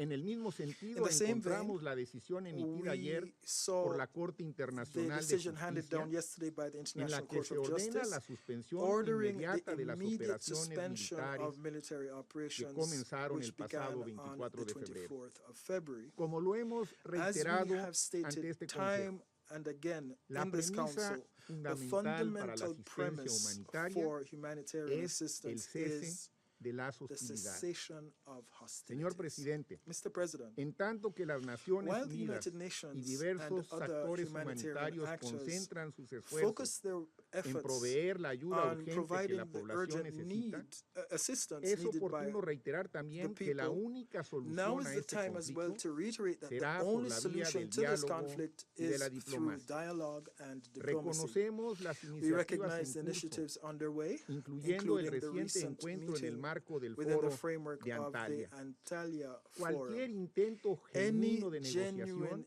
attempt debe at ser negotiations bienvenido. can only be welcome. Por ello lamentamos For this reason, que a we pesar note de with regret nuestros that esfuerzos despite our genuine genuinos good faith de buena efforts, fe en los que hemos estado in which we have activos been en estas engaged dos últimas these semanas past 2 junto con weeks, Francia along with France y otros and estados other member states, cuya participación constructiva mucho whose agradecemos, constructive no haya participation we're sido very grateful posible for, aún this que council este Consejo is as haga yet un llamado unable to inequívoco issue an al unequivocal cese call de las for hostilidades. an end to the hostilities. Un llamado Such en a este call sentido from por this parte del council Consejo sería would el mayor apoyo the humanitario most que pudiera recibir la significant población civil humanitarian en Ucrania. support that the Muchas civilian gracias. population in Ukraine could receive. Thank you very much.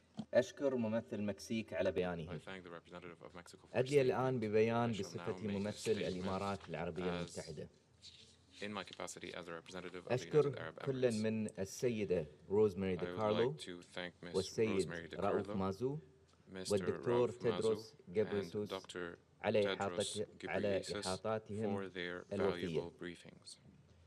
ما استمعنا إليه What اليوم we have heard today يعكس التدهور reflects الخطير the serious للأوضاع deterioration الإنسانية of the جراء humanitarian استمرار situation الصراع as a في result أوكرانيا، of the conflict in حيث Ukraine. تواصل أعداد اللاجئين The number الارتفاع of refugees بوتيرة is مثيرة للقلق، increasing at كما an تستمر alarming معاناة rate. المدنيين Civilians في المناطق الأوكرانية throughout Ukraine بسبب continue to العراقيل suffer أمام وصول due to the المساعدات obstacles الإنسانية hindering the مثل delivery of الغذاء humanitarian assistance, والمعدات such الطبية as food, وغيرها medical من equipment, الاحتياجات الأساسية. and other basic needs. وفي الوقت نفسه At the same time, فإن الضرر الذي لحق damage to بالبنية civilian التحتية infrastructure المدنية سيفاقم من continues تردي to الوضع worsen الإنساني the في المدن humanitarian الأوكرانية situation الرئيسية in major لا Ukrainian سيما cities ماريوبول. such as وفي Mariupol. هذا الإطار In this تود context, بلادي my التركيز country على would 4 like to نقاط focus رئيسية. on 4 main points. أولاً First, أننا ننظر بإيجابية تجاه المفاوضات الجارية we remain بين hopeful الاتحاد about the الروسي ongoing وأوكرانيا، negotiations between the ونأمل Russian Federation أن and Ukraine. تسفر عن We hope تهدئة that these تسمح negotiations will للمنظمات pave the way الإنسانية for calm بأن تقوم to allow بمهامها humanitarian وأن تلبي organizations to احتياجات carry out their المدنيين. role and meet the وفي هذا needs of السياق civilians. هناك ضرورة ملحة There is an urgent لاتخاذ need خطوات to ملموسة take concrete تهدف steps لتهدئة aimed at الأوضاع de-escalating على the الأرض situation on the وبناء ground الثقة and بين building الطرفين trust between the بما parties. في ذلك عبر التوصل لاتفاقات تمكن المنظمات الإنسانية من إيصال المساعدات للمحتاجين بطريقة آمنة وإنشاء ممرات لخروج المدنيين والتوصل لتفاهم يضمن حمايتهم. ثانياً، تثمن بلادي الدور الرئيسي لدول الجوار وبالأخص بولندا ورومانيا ومولدوفا بالإضافة لغيرها من الدول في التعامل مع الأزمة الإنسانية من خلال استقبالها للاجئين وتوسيع شبكة الأمان الاجتماعي لتراعي احتياجاتهم. وفي الوقت نفسه ندرك من تجارب منطقة الشرق الأوسط أهمية دعم هذه الدول لتتمكن من رعاية اللاجئين بشكل كامل، خصوصاً وأن الصراع ما زال قائم مما ينذر باستمرار موجات اللاجئين.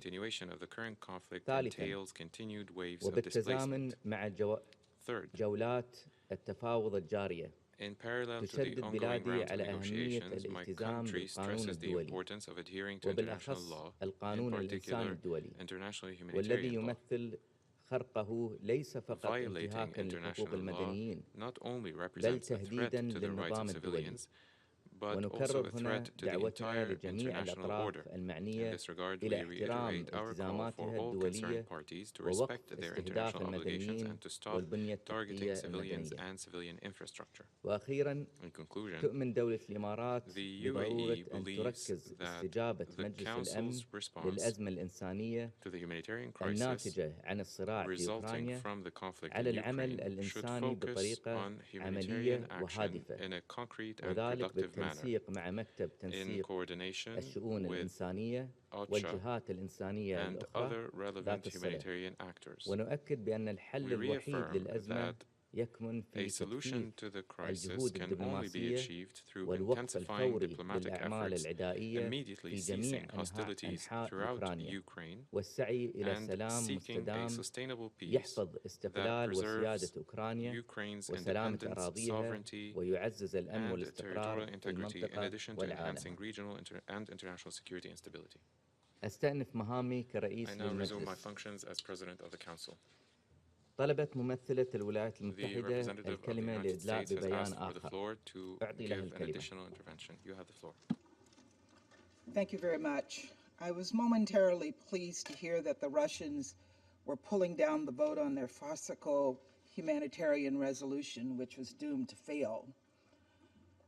We know if Russia really truly cared about humanitarian crises, the one that it created, it could simply stop its attacks on the people of Ukraine. But instead, they want to call for another Security Council meeting to use this council as a venue for its disinformation and for promoting its propaganda. Let us not forget that Russia is the aggressor here. They are the ones that are creating a pretext for attacks on their own people, and we can't be fooled by their efforts here. They have troops inside of Ukraine. They are killing people inside of Ukraine. That is the reason for us being here today, not to deal with their propaganda. Thank you. أشكر ممثلة الولايات المتحدة على بيانها. أعطي الكلمة الآن لممثل أوكرانيا.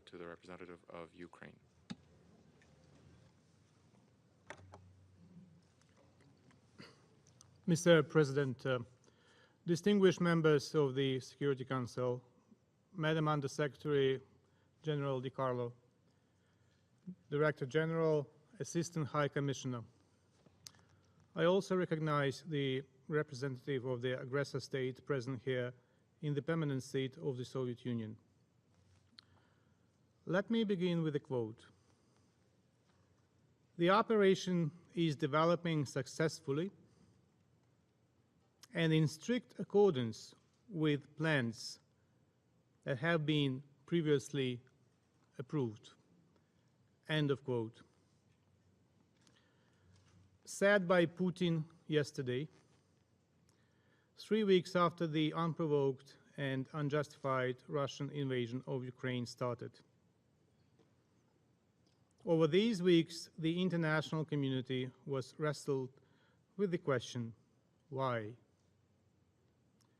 Why has the Russian Federation decided to cosplay the Nazi Third Reich by attacking the peaceful neighboring state and plunging the region into war?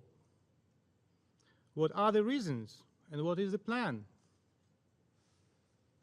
And yesterday we got the answer.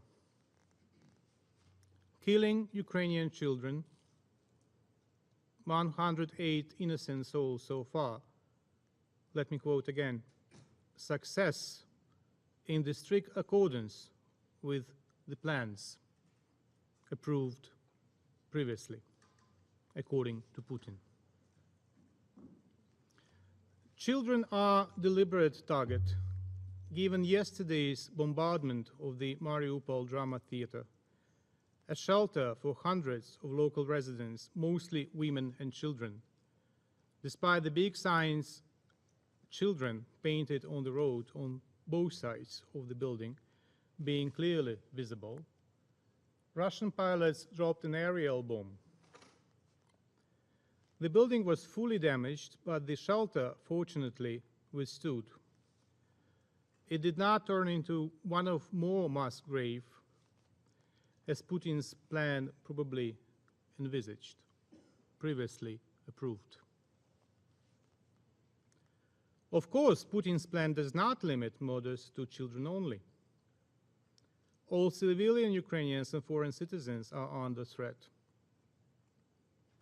The Office of the High Commissioner for Human Rights recorded 726 confirmed cases of killing of civilians, while believing that the real figures are considerably higher. And they are indeed. Just yesterday in the city of Chernihiv, 53 civilian residents were killed by Russian bombs and shells. On the same day, in Mariupl, Kharkiv region, 21 people were killed following Russian shelling that destroyed the local school and residential buildings. The plan is also to raze Ukrainian cities to the ground: Kharkiv, Sumy, Volnovakha, Akhtirka, Izium, and Mariupol. Pain for Ukraine and the entire world, and an eternal shame for Russia. Almost 2,400 confirmed victims among the civilian population. 90% of the city's infrastructure has been destroyed. Russian troops seized one of the hospitals, gathered 400 civilians there, and used the building as a military position, hiding behind civilians as a human shield. Let me quote, "The sufferings of Mariupol must not become the future of Ukraine," end of quote, said by Peter Maurer, the ICRC president, who is currently in Ukraine. The plan of Putin is to violate the agreements on ceasefire and safe passage for the civilian population from the temporarily occupied territories. Yesterday, Russian troops shelled a convoy of civilian vehicles headed from Mariupol to Zaporizhzhia. 5 people were killed, many injured, including children. And the plan is previously approved: to terrorize local residents who remain in the territories seized by Russian troops. Small villages where the Russian soldiers stay suffer the most. Russians break into houses, throw people out into the streets, take their food. Eyewitness reports of tortures, abductions of local officials, and even extrajudicial killings come from across the occupied territories. Enforcing Ukrainians to flee their homes as refugees has also been a part of this Barbarossa-style plan. Almost 3.2 million refugees have left Ukraine so far. Against the backdrop of the increasingly aggravated humanitarian situation, Russia has dared to table a draft humanitarian resolution of the Security Council. An appeal by a serial killer to the UN members to co-sponsor this most egregious hypocrisy is outrageous. They may like to think twice if they want before they dive into the blood of children and adults executed by the Russian military in Ukraine. And let me quote St. Patrick in this regard. Never trust a dog to watch your food. At the same time, there is no doubt that action on the humanitarian front in the UN is urgently required, and I encourage all responsible nations to support the relevant efforts in the General Assembly. I also encourage all to join the group of Friends of Accountability following the aggression against Ukraine, co-founded by Albania, Colombia, Denmark, the Marshall Islands, the Netherlands, and Ukraine. This group will act as a forum among UN member states for the discussion and promotion of accountability measures in Ukraine following the Russian military aggression. Distinguished members of the Security Council, yesterday, the International Court of Justice delivered its order on provisional measures in the case concerning allegations of genocide under the Convention on Prevention and Punishment of the Crime of Genocide, Ukraine versus Russian Federation. The court ordered that the Russian Federation shall immediately suspend the military operations that it commenced on the 24th February 2022 in the territory of Ukraine. Despite the order being binding on Russia under the UN Charter, today the Kremlin has openly and blatantly disregarded it, stating that they, and I quote, cannot take this order into account, end of quote, because there is no, I quote, agreement between the sides, end of quote. And should it be surprising for us? I don't think so, as from the very first instance of Russia's presence in the UN, it was in contempt of the UN Charter. That was the case when Russia was allowed to occupy the Soviet seat in the UN and the Security Council. That was the case in Georgia, in Syria, as well as in Ukraine's Crimea and Donbass in 2014. I encourage the Security Council members to exercise their duties envisaged by the Article 94.2 of the UN Charter to make recommendations or decide upon measures to be taken in the case of Russia's failure to comply with the obligations incumbent upon it under the judgment rendered by the court. Mr. President, perpetration-induced traumatic stress, although known as PITS, is a form of post-traumatic stress disorder. Its symptoms are caused by being an active participant in causing trauma. Sufferers of PITS may be found in many roles, such as soldiers or executioners, where they are expected to cause trauma, including death. But diplomats, especially here in the United Nations, especially here in the Security Council, compared to the more well-known and understood PTSD, there appears to be greater severity and different symptom patterns for those affected by PITS. The case of the military aggression of Russia against Ukraine and the mass atrocities perpetrated by the Russian army, ordered by Putin, and defended by the Russian diplomats, will be examined by scholars and scientists, including in the areas of sociology, history, philosophy, psychiatry, and theology. Today, however, I would like to quote from Into the Abyss, a documentary about executioners of the death penalty. One guard began crying and shaking uncontrollably when, I quote, "the eyes of all the inmates he had executed began flashing before him," end of quote. Ambassador, do the eyes of Ukrainian children, women and elderly killed by the Russians flash before you? If they do, we may consider how to sponsor a decision to help you deal with perpetration-induced traumatic stress. But now have some decency and stop the egregious manipulation of the Security Council. It is obscene. It would be too much dignifying for the Russian delegation if I ended like here, like that. Instead, I would like to quote a tweet by Dario Franceschini, the Italian member of the government, who tweeted today, "Italy is ready to rebuild the theater in Mariupol.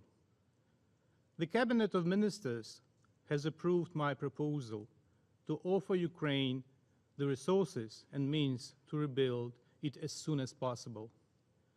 Theaters of all countries belong to the whole humanity," end of quote. And I thank you. أشكر ممثل أوكرانيا على I thank the بيانه representative of وأعطي Ukraine for الكلمة his statement لممثل and give بولندا. the floor to the representative of Poland. Mr. President, distinguished members of Security Council, I would like to thank Undersecretary General and the briefers for their important interventions today.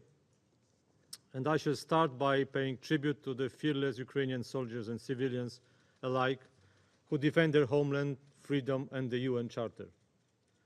They fight also for those who were forced to flee. I should also express gratitude to the work done by the UN OCHA, UNHCR, WHO, and its partners for maintaining their presence across Ukraine and continuing to deliver the assistance.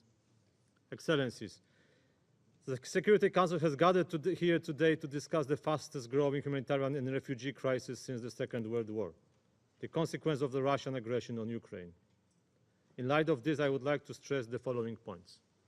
Firstly, this is 100% a war of choice, and the methods of waging it is also the matter of choice. It is Russia that decided to refer to brutal force, indiscriminate weapons, as well as brutal siege tactics. Now they go as far as targeting journalists and kidnapping mayors of Ukrainian cities. In other words, the aggressor decided to change the nature of this conflict. It is a clear manifestation that Russia deliberately chose to create a humanitarian catastrophe in Ukraine and bluntly disregards all the principles of international humanitarian law. And this should worry us all. Actually, disregarding the international law has been a pattern that Russia pursued in Syria and other places. To underpin this approach, earlier today the Kremlin has rejected an order by the International Court of Justice and the United Nations highest court to cease its attack on Ukraine. Secondly, without resolving the dire humanitarian situation, there will be no peace. Therefore, we urge Russia to change its military modus operandi and allow full and unimpeded humanitarian access and relief to those in need.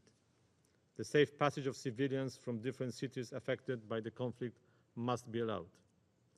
Take the situation in Mariupol, where still around 350,000 residents remain trapped in the city as food, water, and medicines continue to dry up. These people require urgent humanitarian assistance and are exposed to safety and security risks. Therefore, we call for immediate ceasefire and humanitarian access to most affected areas. Thirdly, the humanitarian consequences of the ongoing war are not limited to Ukrainians in their own home territory. Those who had fled remain affected too. Already more than 3 million were forced to leave Ukraine as a result of Russia's military aggression. We have already reached the number of over 1.9 million people who crossed our border since February 24th. Most of them found a shelter in Poland. We have registered already 170 nationalities on our border. That means it considers us all, and we are all the victims of this aggression. Excellencies, as a neighbor and close friend of Ukraine, we see firsthand the dramatic humanitarian consequences of this war. Every day on the Polish-Ukrainian border, we are witnessing a growing number of people who cross the border severely traumatized. We believe that the involvement of UN bodies and agencies experienced in dealing with this kind of needs, together with the continued efforts of the Polish authorities, will bring rapid and appropriate solution. In the spirit of solidarity, Poland will continue to admit and provide shelter, food, healthcare, and safety to every person in need, regardless of their nationality, race, or religion's creed. Aside from the institutional care, thousands of Polish people are organizing in a bottom-up way, showing the solidarity with Ukraine, opening their homes to refugees, and volunteering at reception centers. Excellencies, as I'm delivering this speech, Poland's president's spouse, Agata Kornhauser-Duda, is building up an international coalition of first ladies and highnesses and all the peoples of goodwill to effectively protect those in vulnerable situations, namely women, children, elderly persons, and persons with disabilities, many of them with post-traumatic disorder. The Polish government has urgently implemented new immigration measures for Ukrainian citizens fleeing their country. The new law that took effect on Monday legalizes the stay of citizens of Ukraine in order to enable them to take up employment and provide them with healthcare, education, and accommodation in Poland. It also offers temporary financial help to Polish citizens who welcomed refugees in their homes. Ukrainian citizens may apply for one-time subsidy to answer their basic needs. The government will allocate funds for schooling of Ukrainian students. Every Ukrainian citizen fleeing the war has been guaranteed the access to the public healthcare system in the same way as Polish citizens have. We will continue to provide assistance to Ukrainian citizens fleeing the horrors of war brought on them by Russia. And I can tell you already we got 45,000 of pupils subscribed to Polish schools from Ukraine. But we and the other countries of the region, which I see the ambassadors here in the room, we all need urgently an assistance of international assistance in these good deeds. Excellencies, today Ukraine pays a high price for defending its independence, territorial integrity, and democracy and UN Charter. The determination and courage of Ukrainian people inspires the world. We cannot fail them. It is crucial to show our solidarity with Ukraine and its people by acting now, and I thank you. I thank the representative of Poland for his statement. There are no more names on my list of speakers. The meeting is adjourned.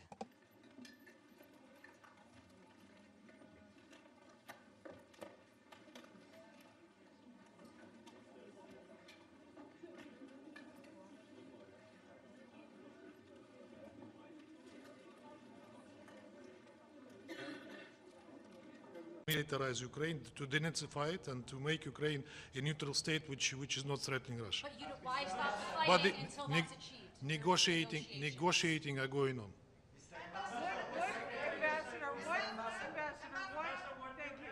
What evidence are you going to bring tomorrow on chemical and biological We have additional weapons? information on that, and I think it deserves new information, that it deserves being discussed in the Security Council. And that's not a joke, that's not a Russian propaganda, because more and more people in the West, including US and UK, are asking questions on that military bio programs that US was